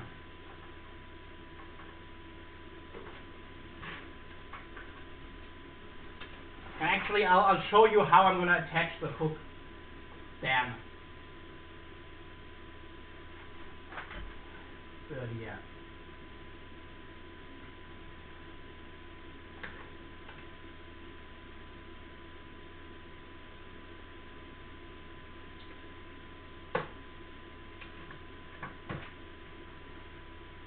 Anywho, can do that here. Only allow one rod. Even if the rod isn't baited, because there wouldn't be a hook on it, you know. Until the one rod is removed, you don't have a hook attached. But it depends on you. I don't know the rules there, so I don't know how that would be.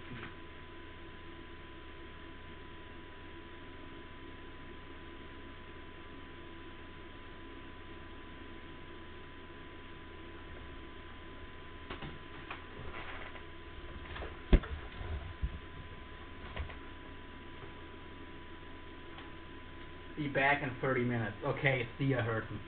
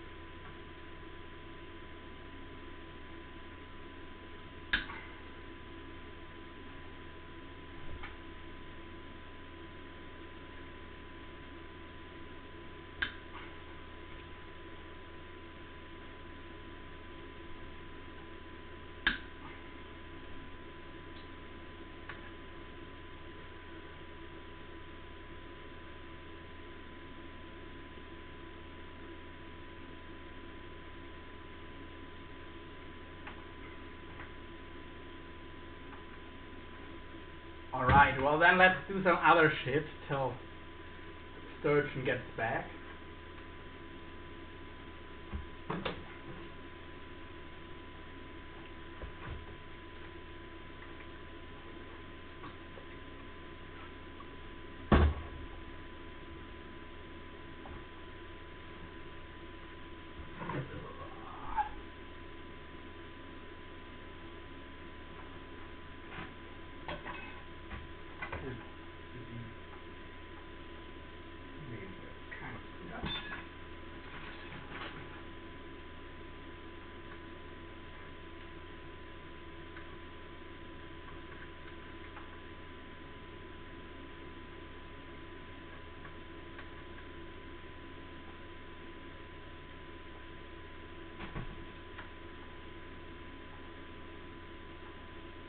No. Okay, that's gonna be fine. Good.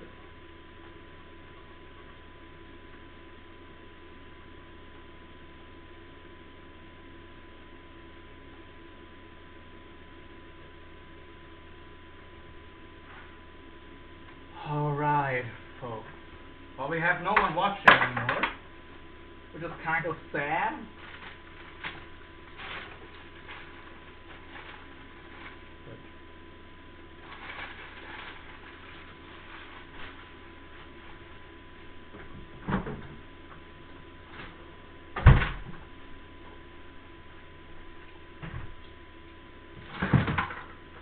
Well, I'll be snacking on these lentil cakes.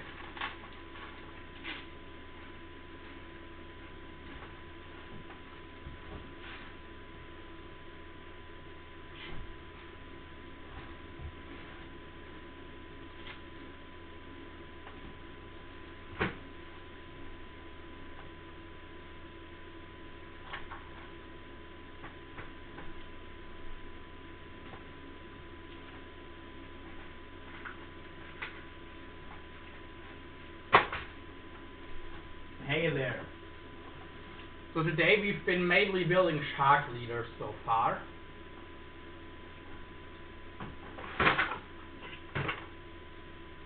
Like this, baby. Nice.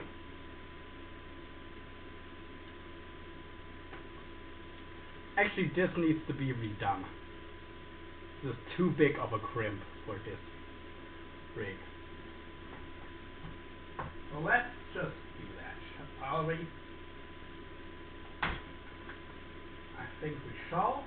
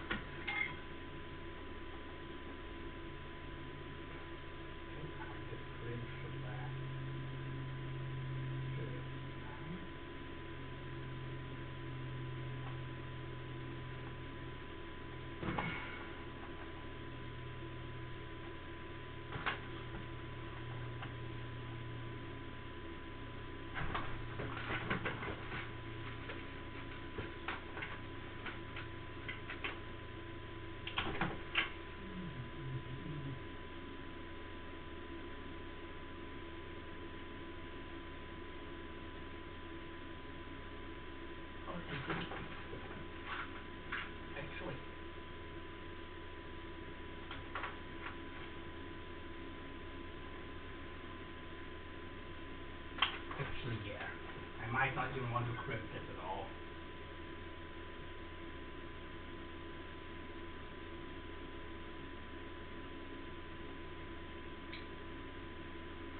Or maybe I do want to.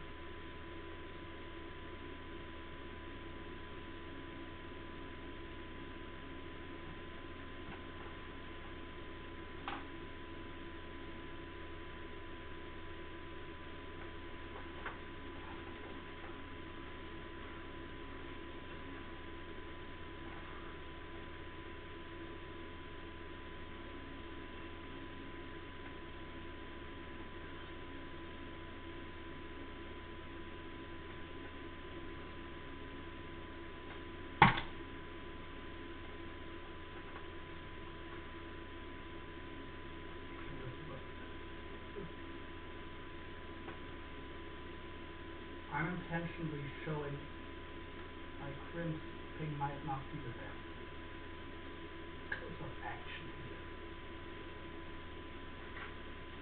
Or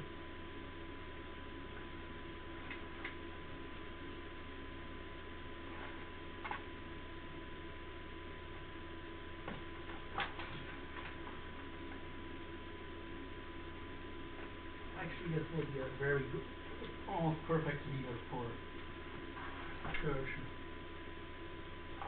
If we can get this done. Hi there.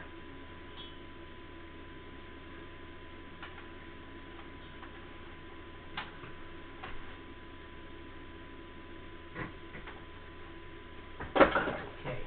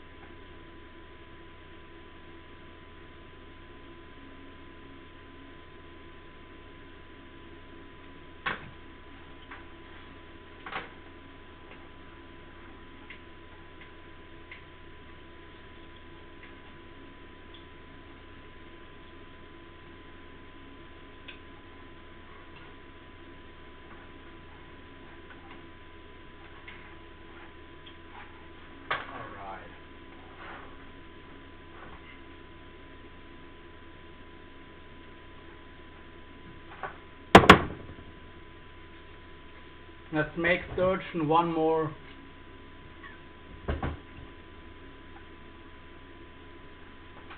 Of our lighter wire.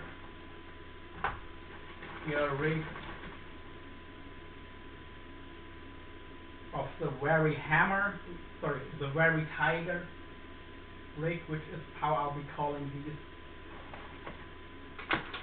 moving forward. That'll be my marketing name, the very tiger.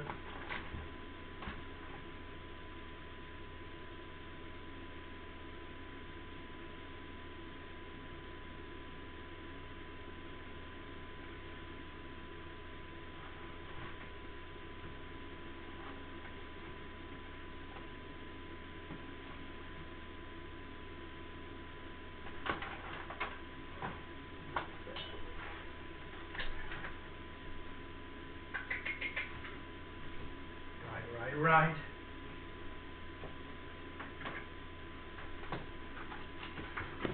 Let's do another one of these.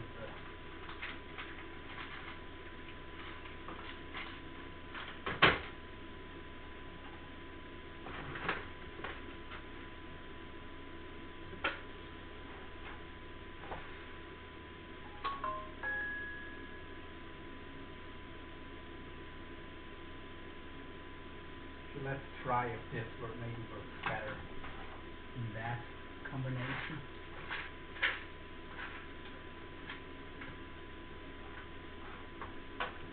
Maybe only going through once is smarter.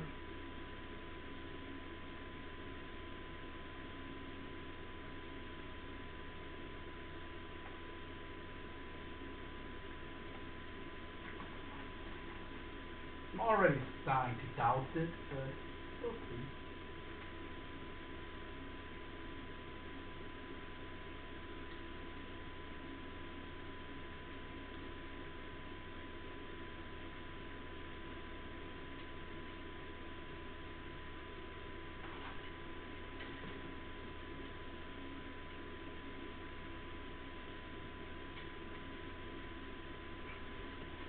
Okay, that ship a sail.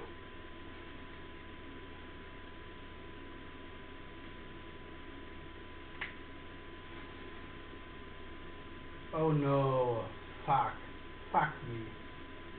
Okay, I accidentally cut the hook. My crimpers have a cutting function, and the hook tip got stuck in them. So I cut the hook point off. That's no good. That's really no good.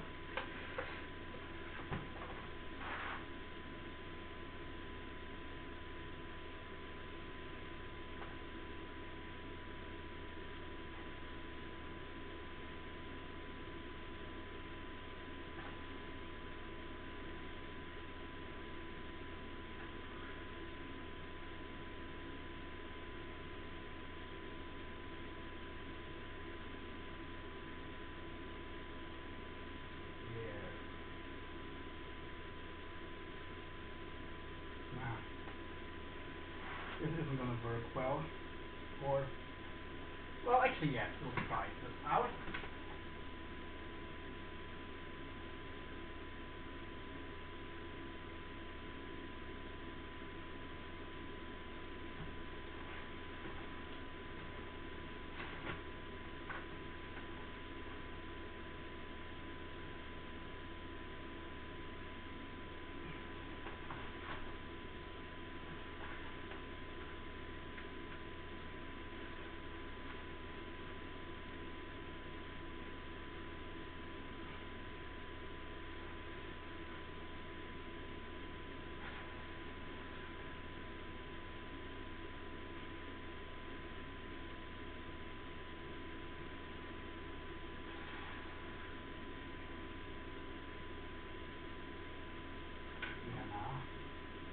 This hook doesn't really have any plate to speak of.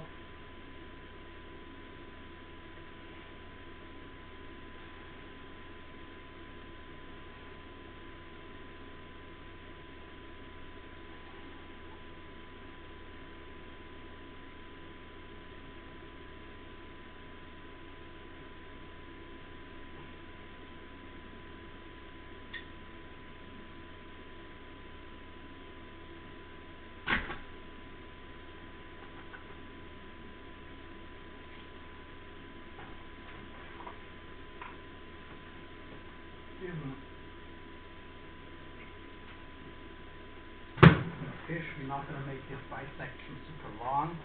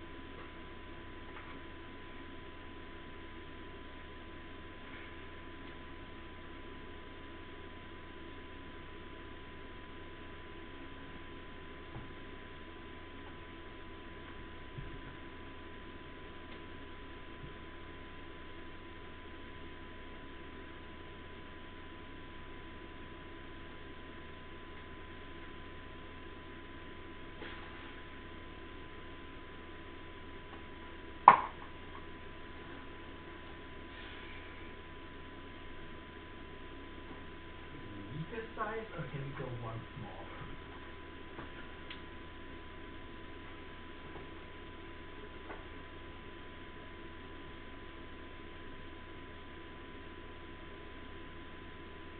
I think if we stretch this out a bit, it should honestly be enough.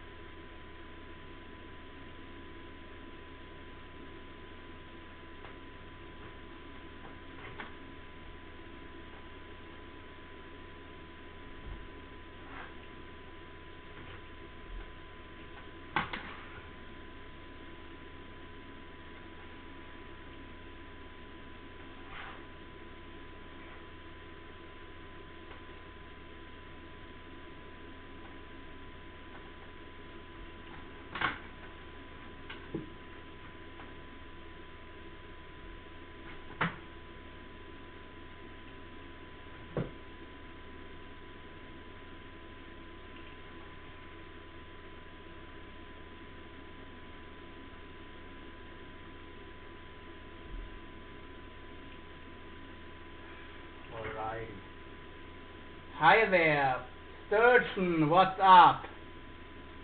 Okay, okay. Yeah.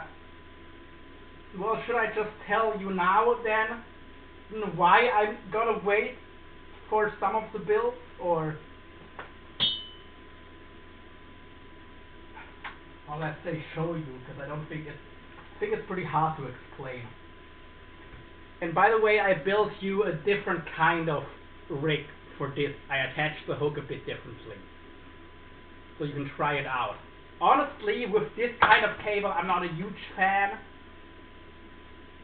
This is my go-to for J-hooks, for circles. I prefer doing it a different way, but I thought maybe you'd like to have the option to try this one out too. So yeah.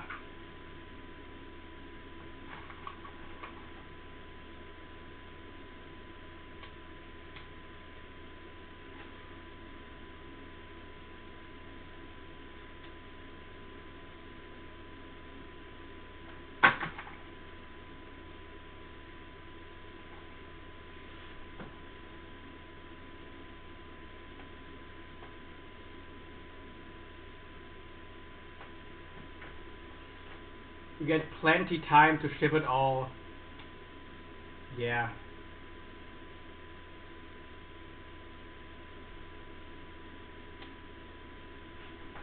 Alright, well, let's do the connection where I'm gonna need probably not a screwdriver, but a drill and some special wire for it.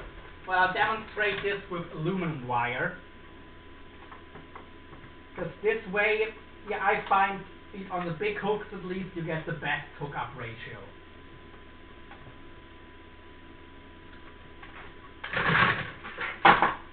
This is a very specific method that I learned when I didn't have crimps, when there were no crimps available. So you're gonna have some wire and your hook.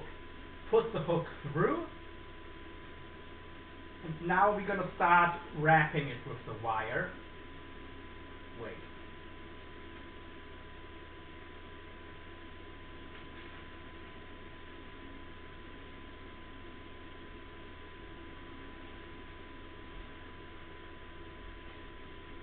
And you'll see in a minute why I want a drill for this.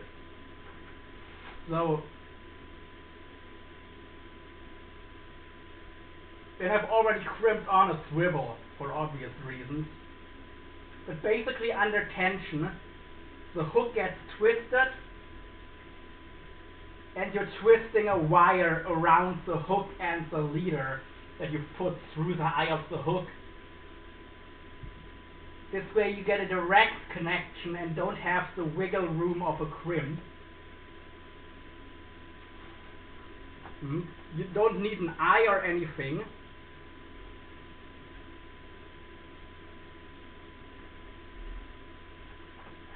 Yeah, and then you just would have a drill that keeps twisting this hook while you just wear gloves and have some stainless steel wire that gets twisted around. And this stainless steel wire and the drill is what I need to get. Probably I can borrow the drill, but I need to get the wire. Okay, so this is how it looks. And yeah, for some reason this connection just always wants to fall around.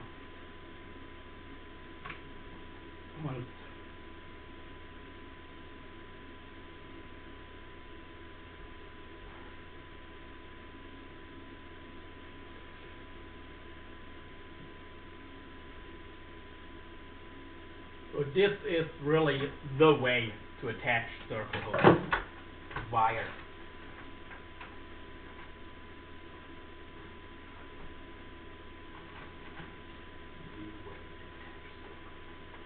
This is the knockoff version, which definitely doesn't work nearly as well.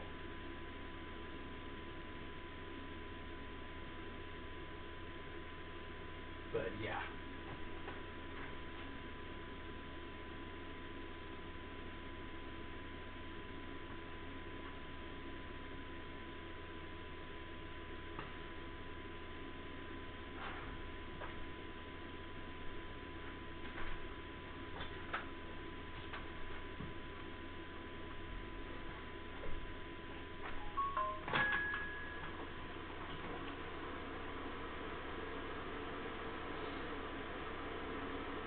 23 views, wow. It's going, it's going. I do also have a realtor service, but I don't really feel up to it right now.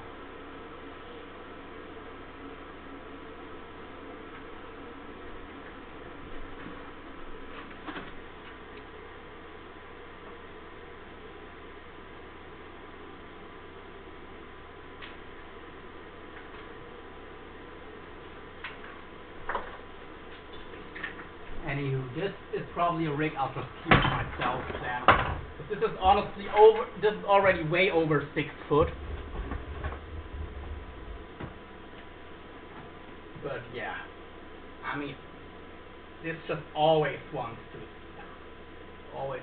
grip.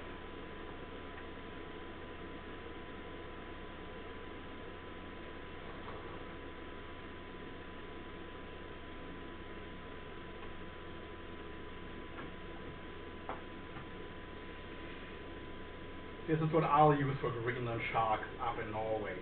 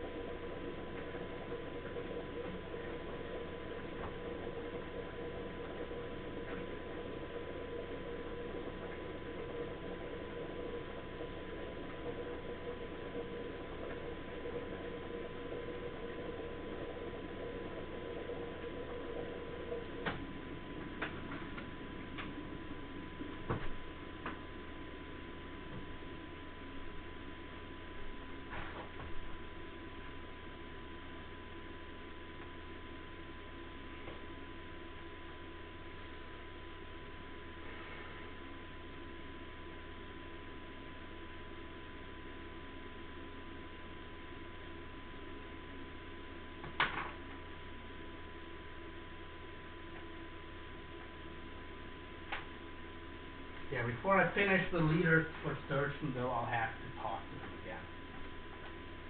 There's a couple parts I'm not so sure about.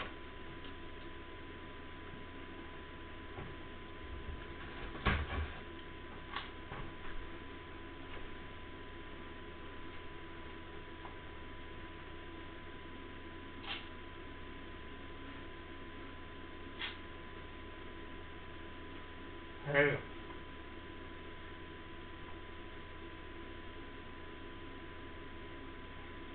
Okie dokie. Well, let's make some catfish rigs.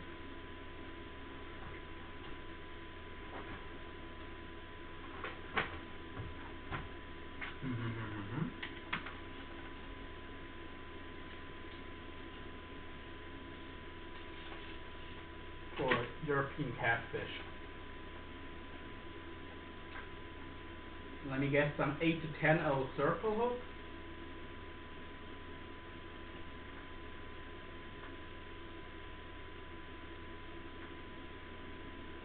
Over BKK monsters.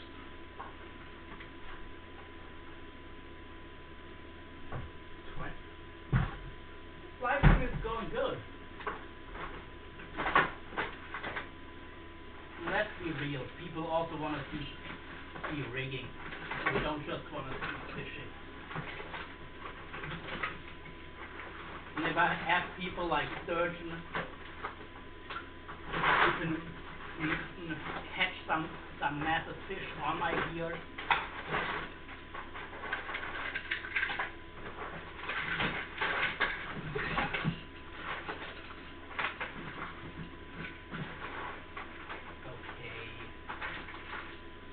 okay. Right. My hooks will probably be in here. Oh, my other hooks.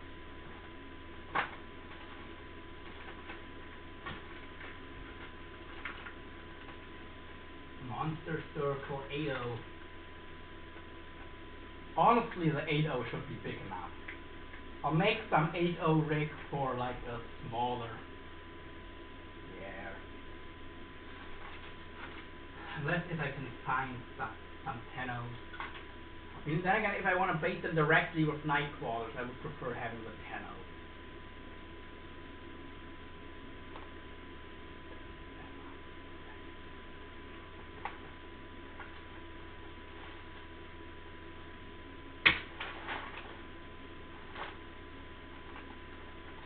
Fuka. 12.0. Plenty of 12.0s, but I don't want 12.0s. They're a bit too big for what I'm going to do. 8.0s would work, but I think I'll feel more comfortable having than the 10.0s.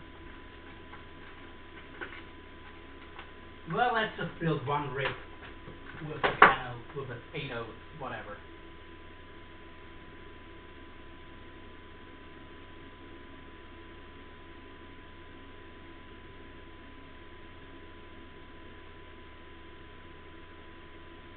This is going to be a rig to fish with Nightcrawlers for European catfish.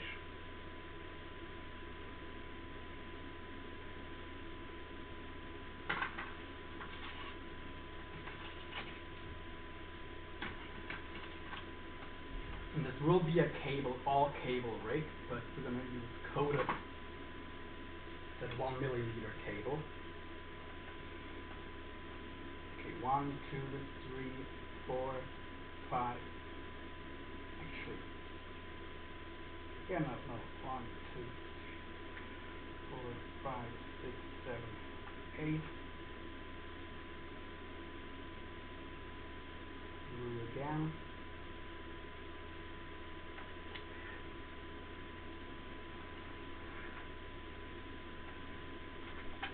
Which side? Yeah, this will work fine. This side shrinks too.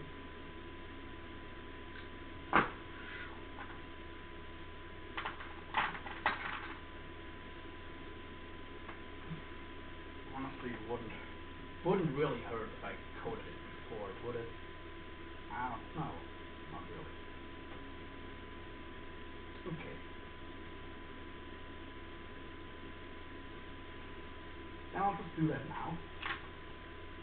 Let's coat our cable before we do anything else.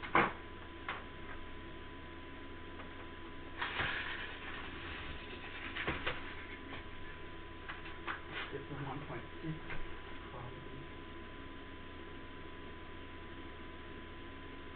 Almost looks too big still. Let's shrink you.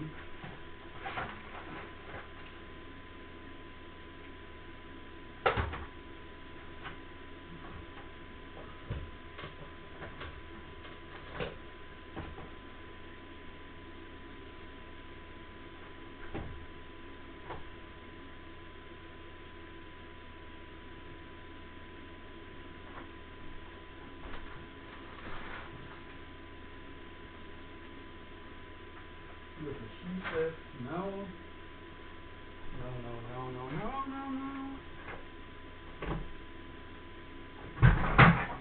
Let's look here.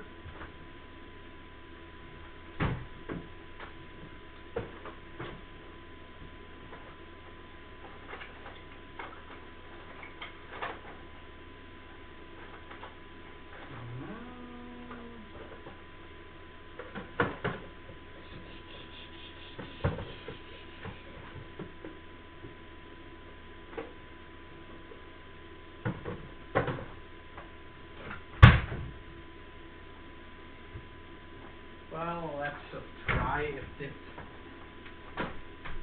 shrinky is gonna work.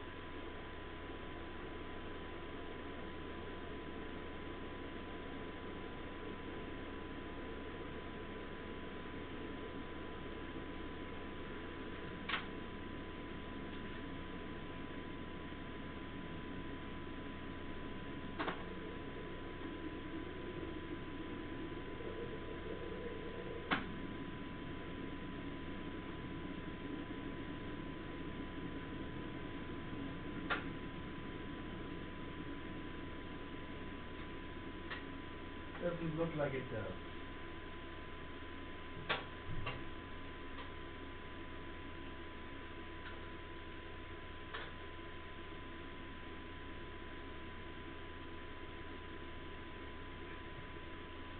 Nope, okay. In that case, I have to postpone this leader build. But in that case, I'll also add the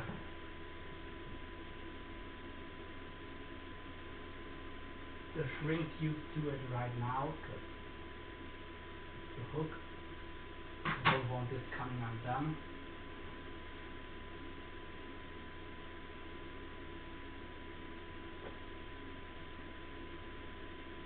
Kind of stuff.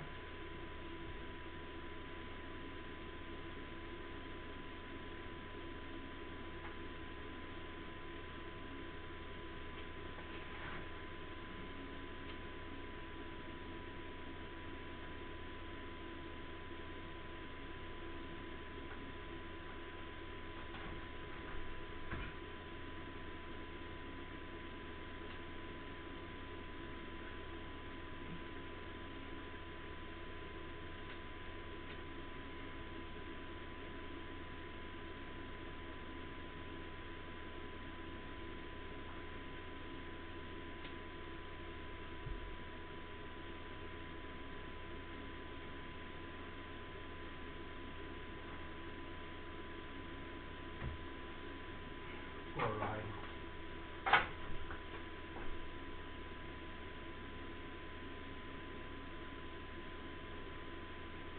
Yeah.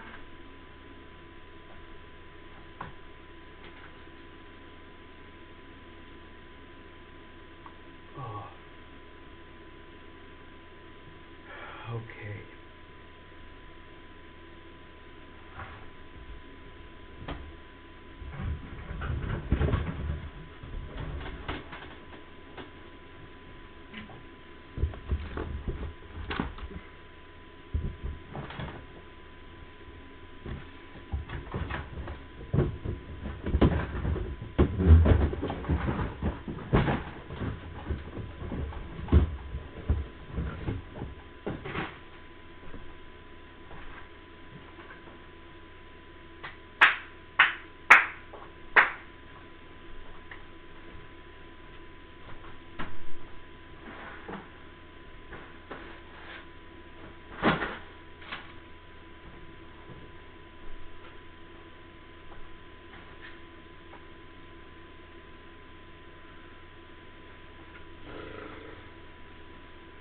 Oh.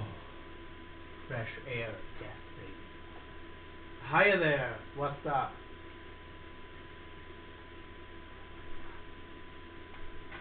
And who are you? Say hello. Honestly, once I finish Sturgeon's leaders, this will be enough. I'm getting a bit tired.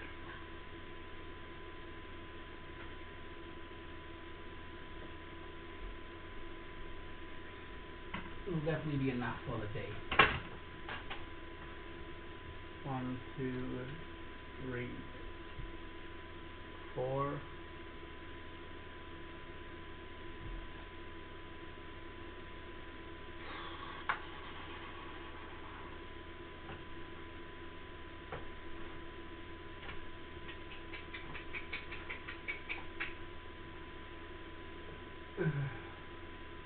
Alright. Don't have any shrink yet.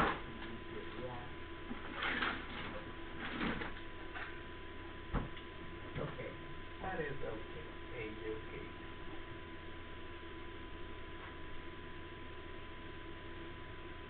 That is A-okay.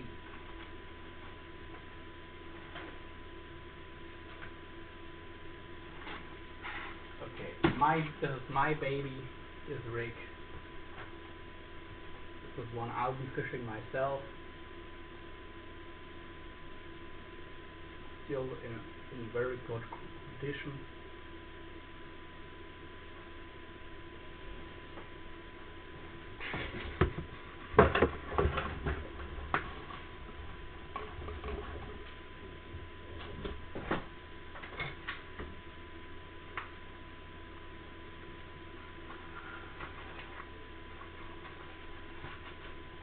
This is the 1 point.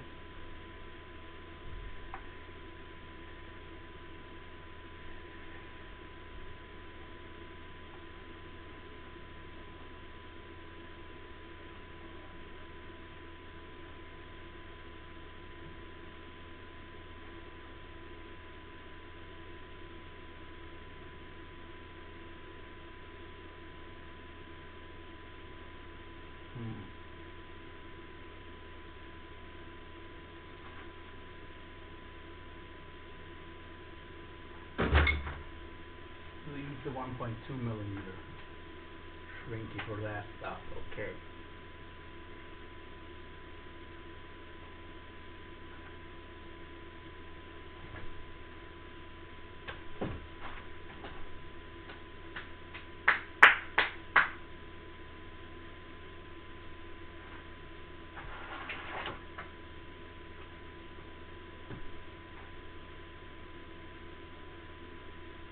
This one will go on.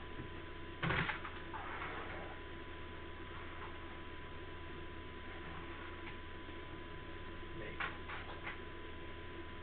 that bigger.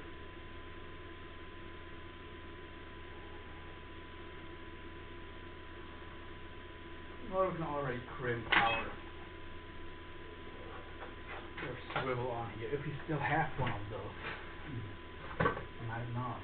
I might have to do some stuff to get. I might have to. Oh, okay, there we have another one. Never mind.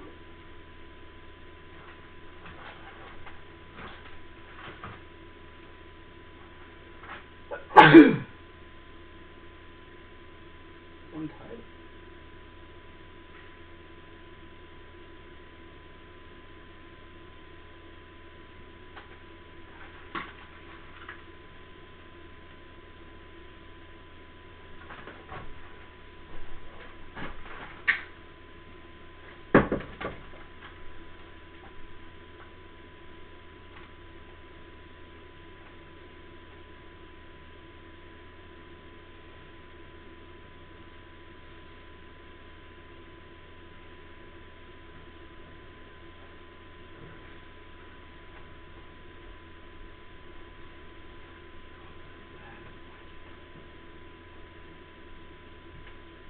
Okay.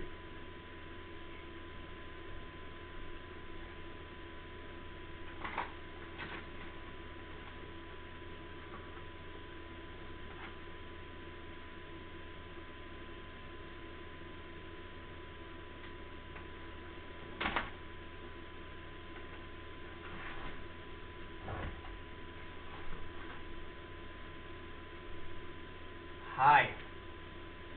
Sturgeon, are you back or is it someone else?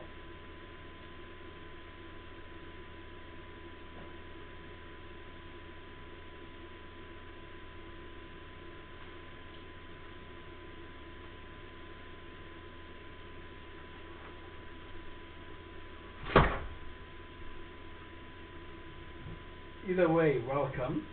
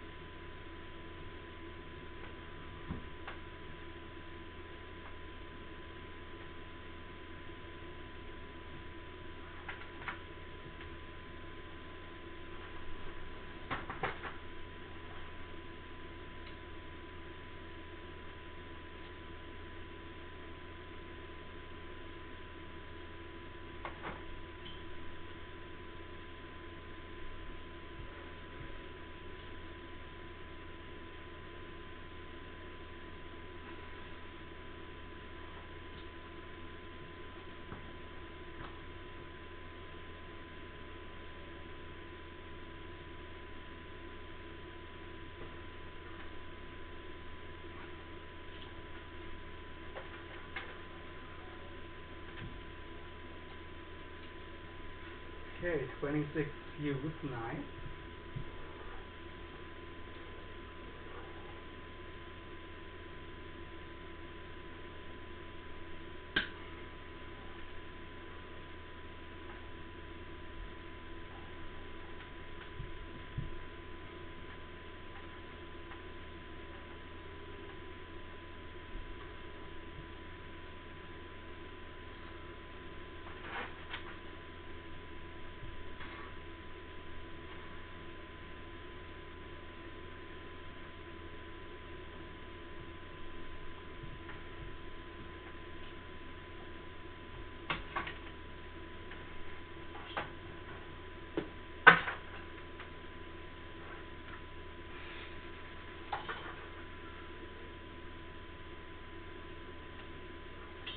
Oh, I completely forgot the lumen crimp.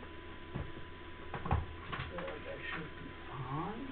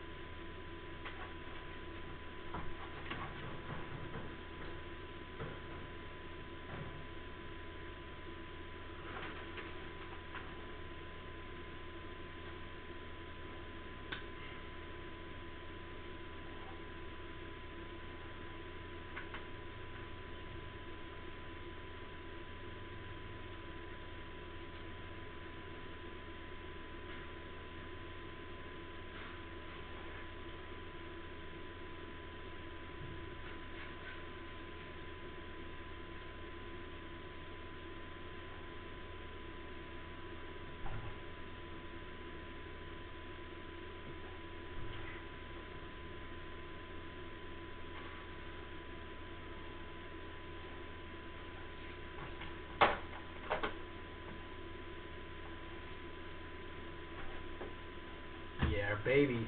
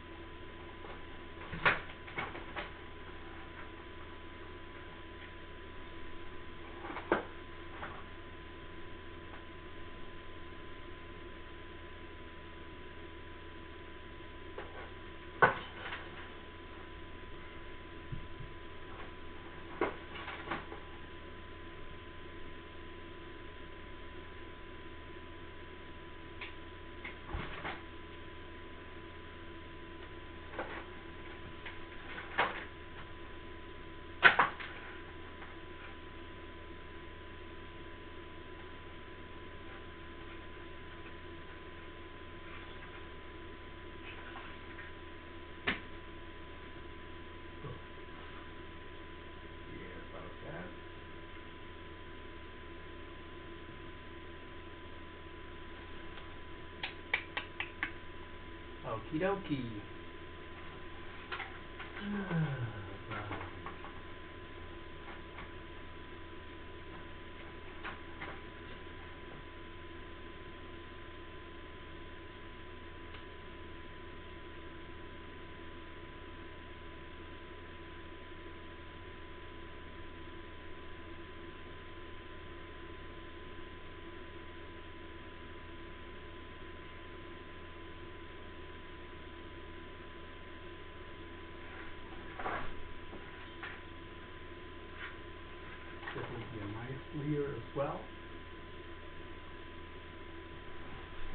know, I need to talk to Sturgeon again before we can do the final work here.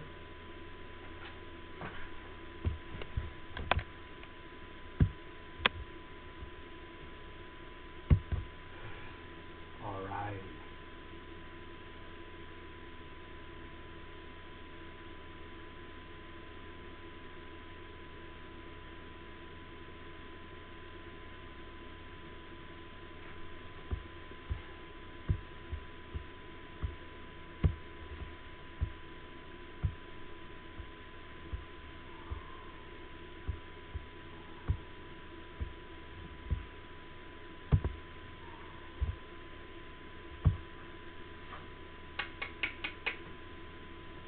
Well, hello.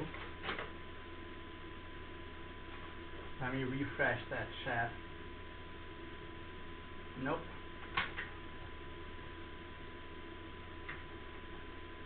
Okay, yeah. Once I have my wire, I can put a hook on this one as well.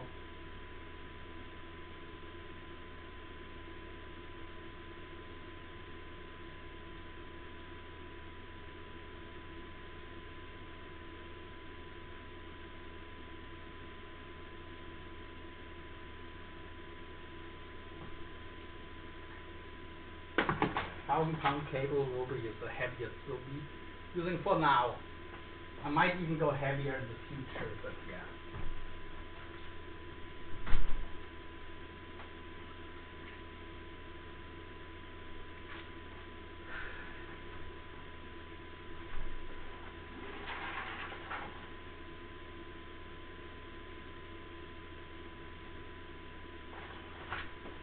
Okie dokie.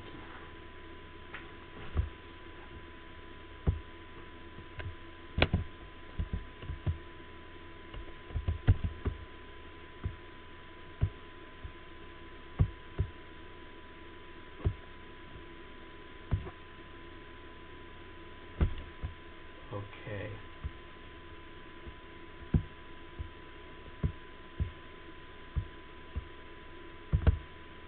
Alright, folks. Well, I have to take a bathroom break, and yeah. I'll be back. I'll be back soon. See y'all. See y'all in a minute.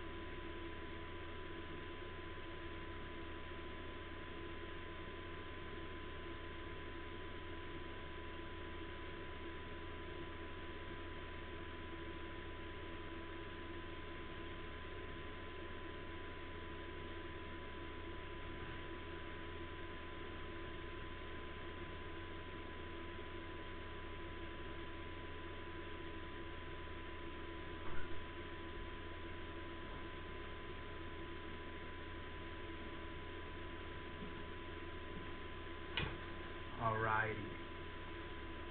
Oh, I'll get some water. One sec.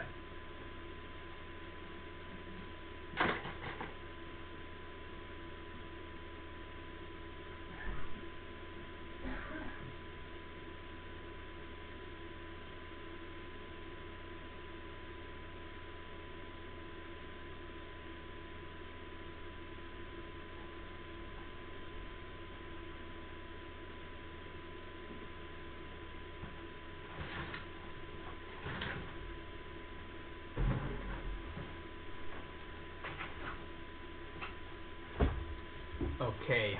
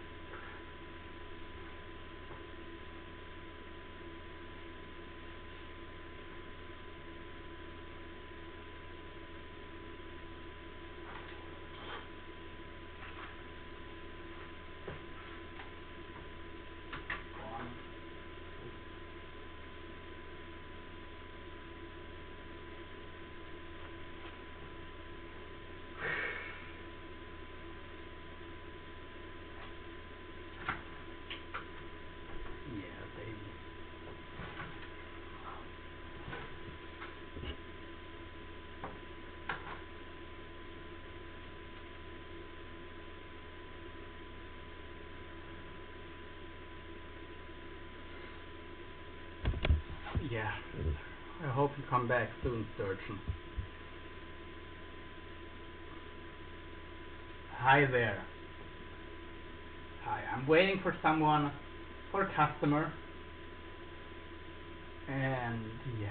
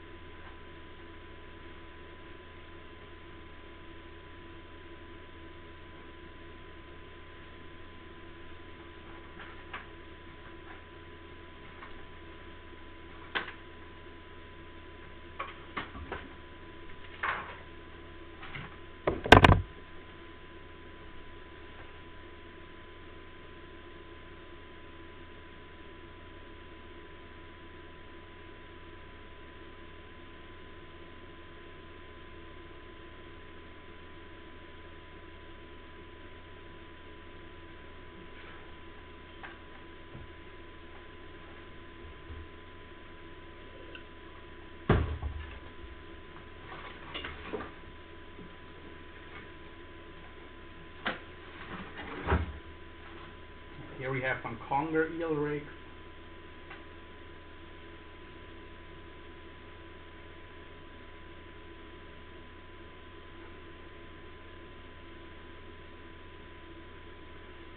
Here, this hook it doesn't work like a circle, but that's not the point.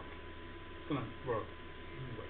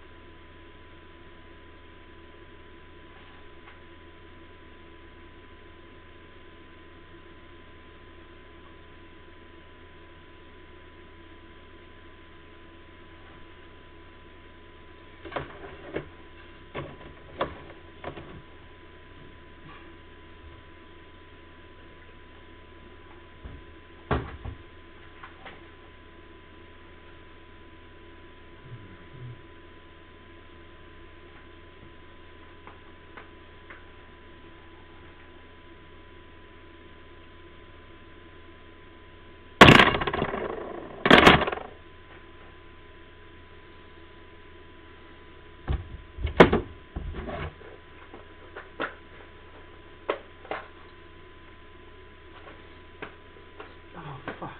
I'm good.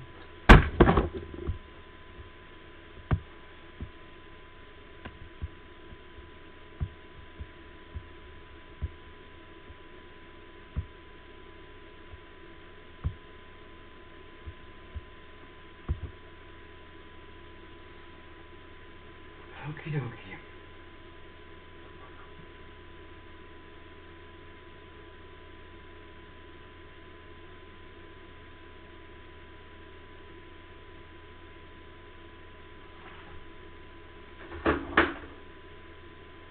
Right.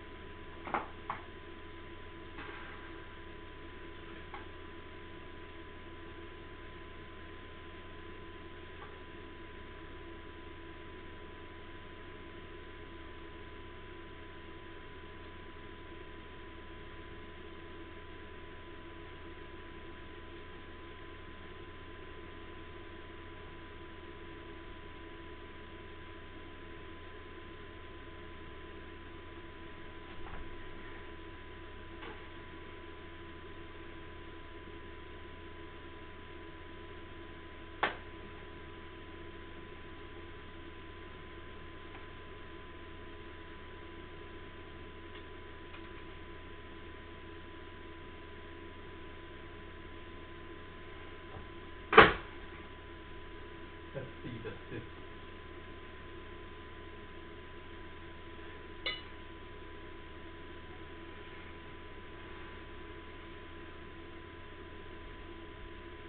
Let's see if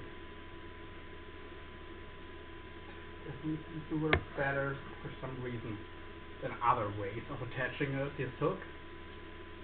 Maybe, I don't know if it's better than the loop.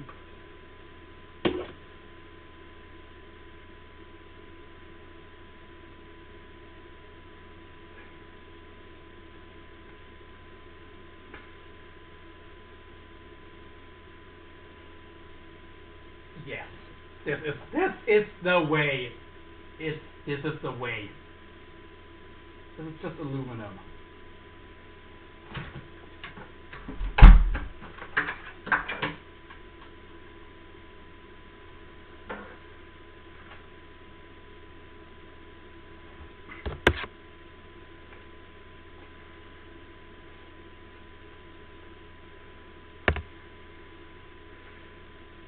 Yeah, baby. This is the way.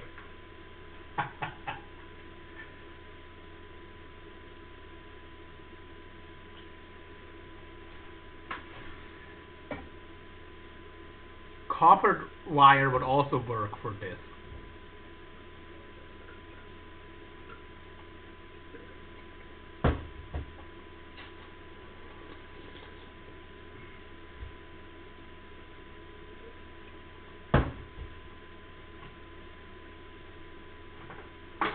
Stainless steel or copper would be the way to go.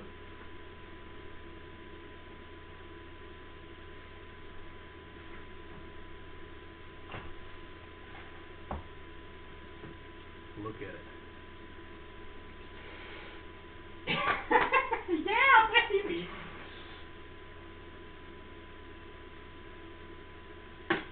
Don't hate me.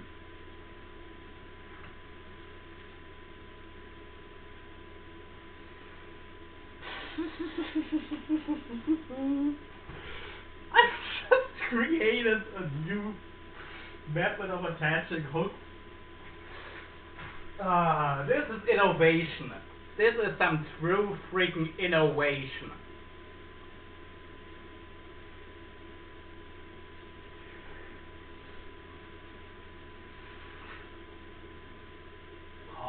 Copper, yeah, I'll have to think about if copper or stainless steel is better. Well, stainless steel has the advantage. Yeah. Probably I'll go stainless steel just to be safe. But either one will work just fine. Look at it.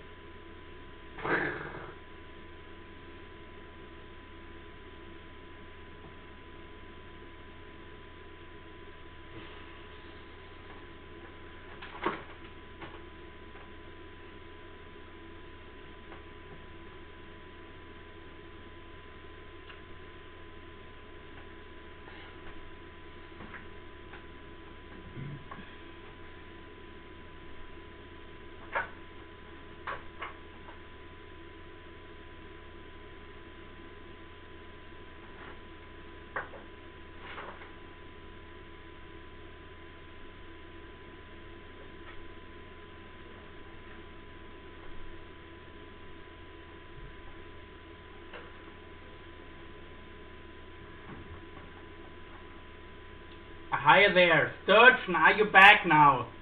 Michael, hurting for Sturgeon.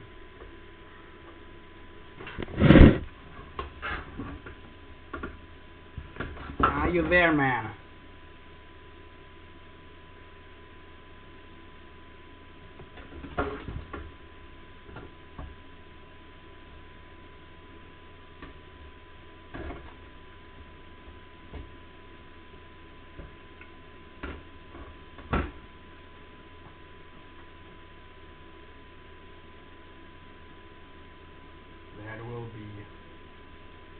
That'll be what we'll do.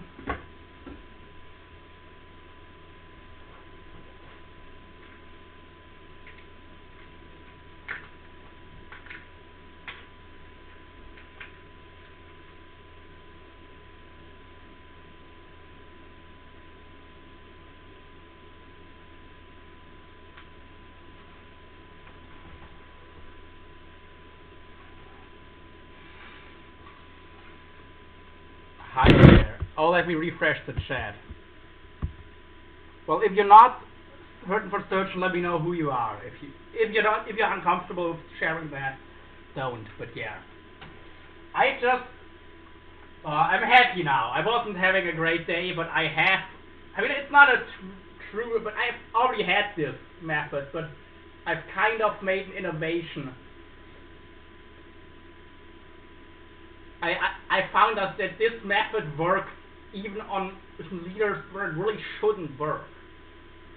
So another step that I'll do is I'll get myself some even heavier cable and see if it still works just fine with like some 2,000 pound cable or stuff like that. Because this hook just wants to turn. It just wants to turn. It's so much work to keep it from turning and hooking up perfectly.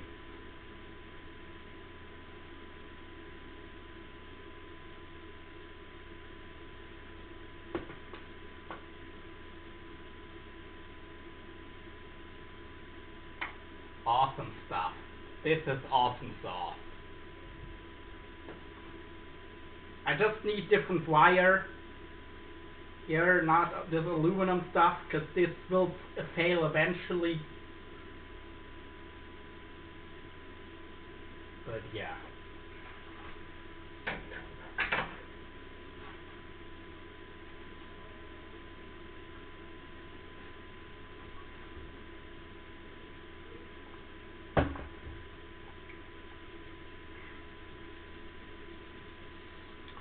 Oh yeah, it's good to have, I mean, yeah, this is a revolution for a wire and for combining wire and circle hooks. It truly is.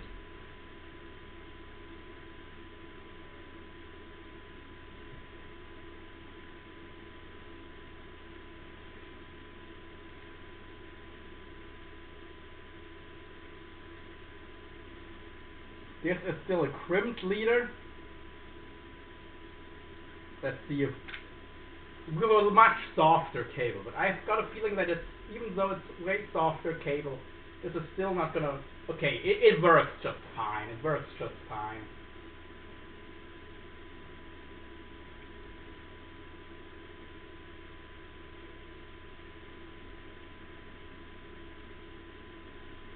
On this combination it works too. But yeah. If I tried this connection with stiff cable like this, it would not work. I could trash it right away.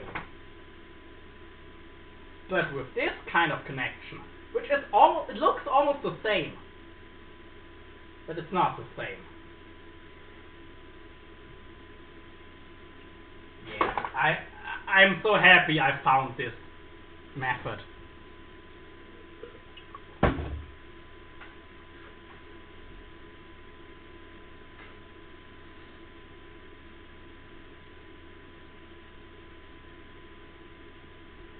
And yeah, we're just gonna need some stainless steel and or copper wire.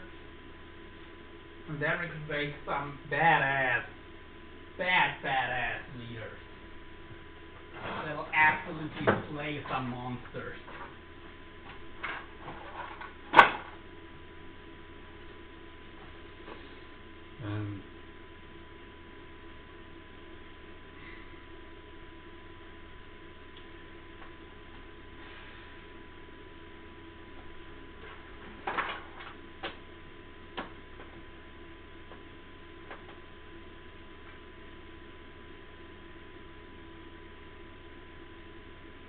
Yeah.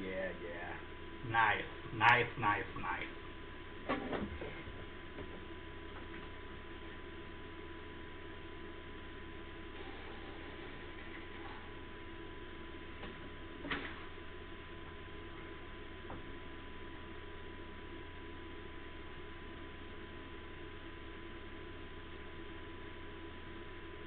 Okay.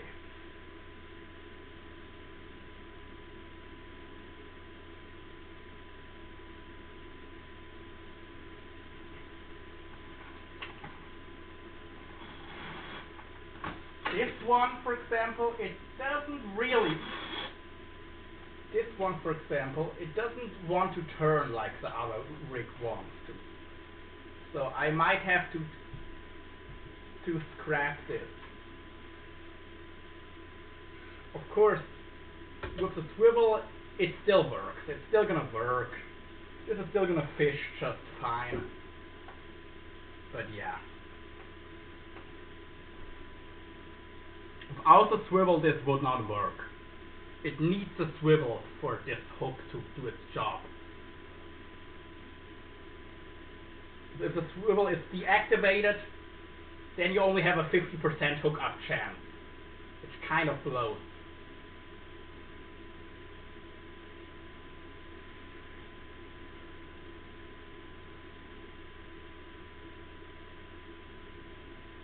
So yeah, with the swivel it works just fine.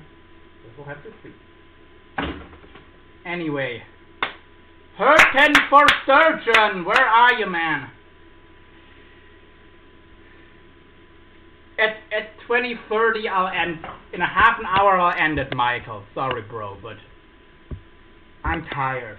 I need a break.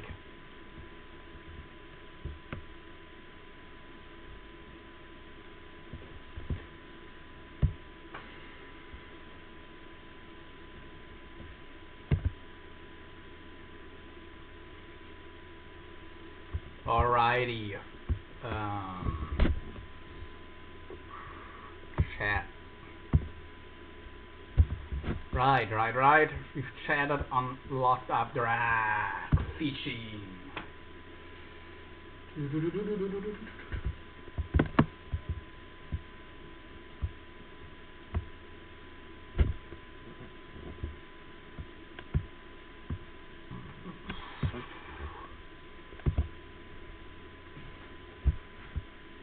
Amateur Angler, Spencer Wonder, Eric McCartney, Looney, Dylan Weir, Locked Up Drag Fishing, myself, Facebook user,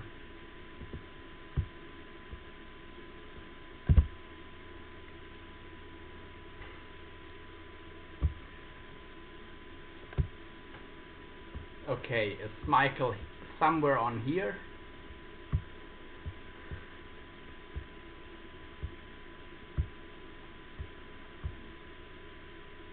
Yes, Michael Mass. I'm not gonna dox his name.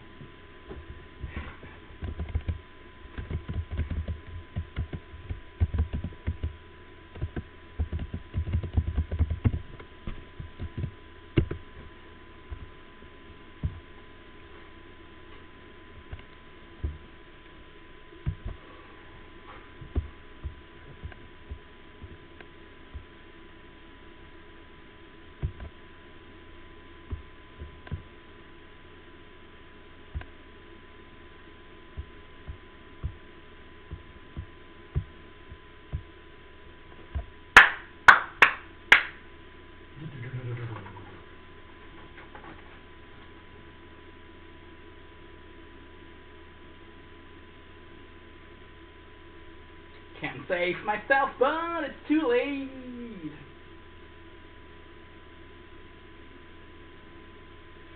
Okay, I've just messaged Hurting for Sturgeon on Messenger because he said he would be back more than half an hour. What? Yeah, he said he would be back 40 minutes ago. So, but yeah, I'll have to make some orders. And then in the future our rigs will be superior.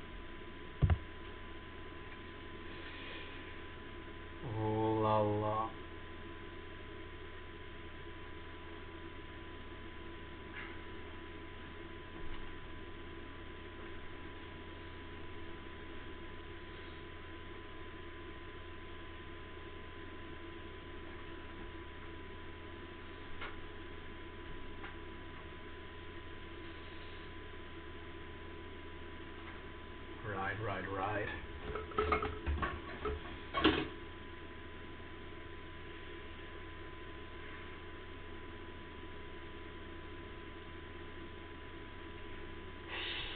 This is such ingenious. The thing is, I came up with this when I had no choice. I had to find a way to connect circle hooks without anything else. And I had to find a way to connect cable without using crimp. That was really tough. But now I have a method that fixes a lot of the issues I've had in the past. And I know about a way how I can use it really quickly and efficiently as well. It's not going to take a long time like it did back then.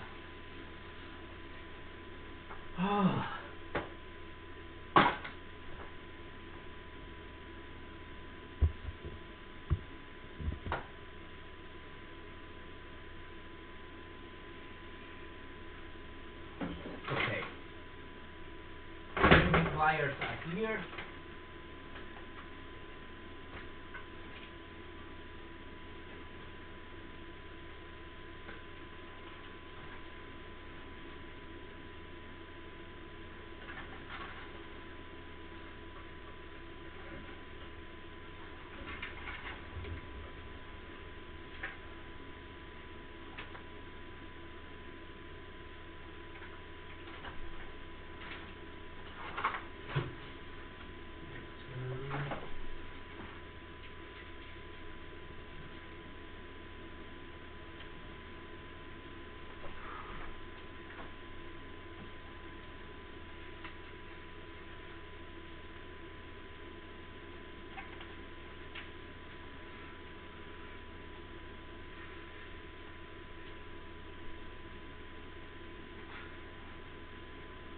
Okay.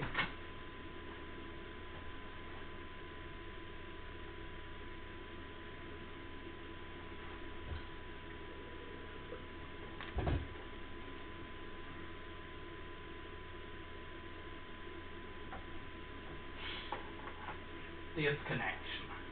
It's amazing. Of course, I'll put shrink tube over this, but yeah.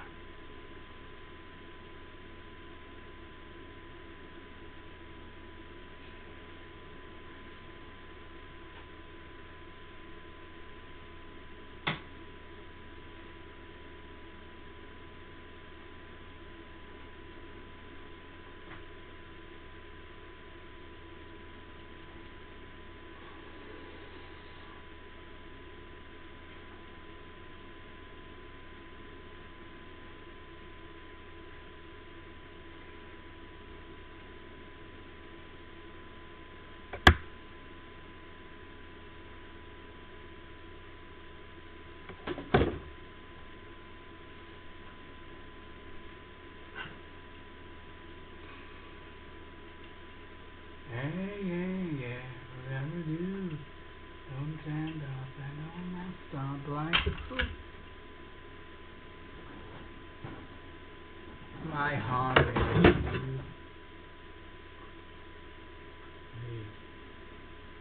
strong.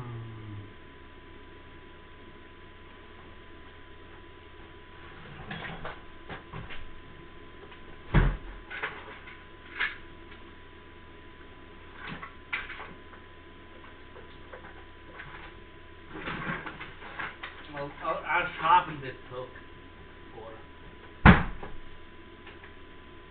for Michael. But I don't know where my sharpener is right now, so not right now.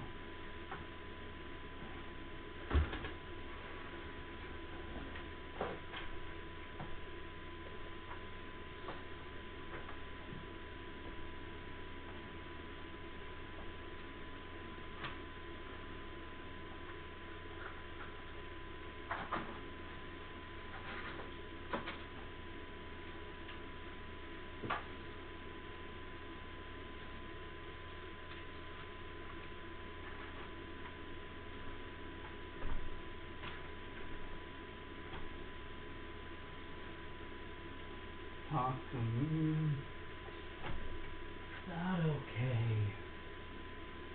Guess I won't leave. You're not a burden to me. Okay, 15 more minutes left, Michael.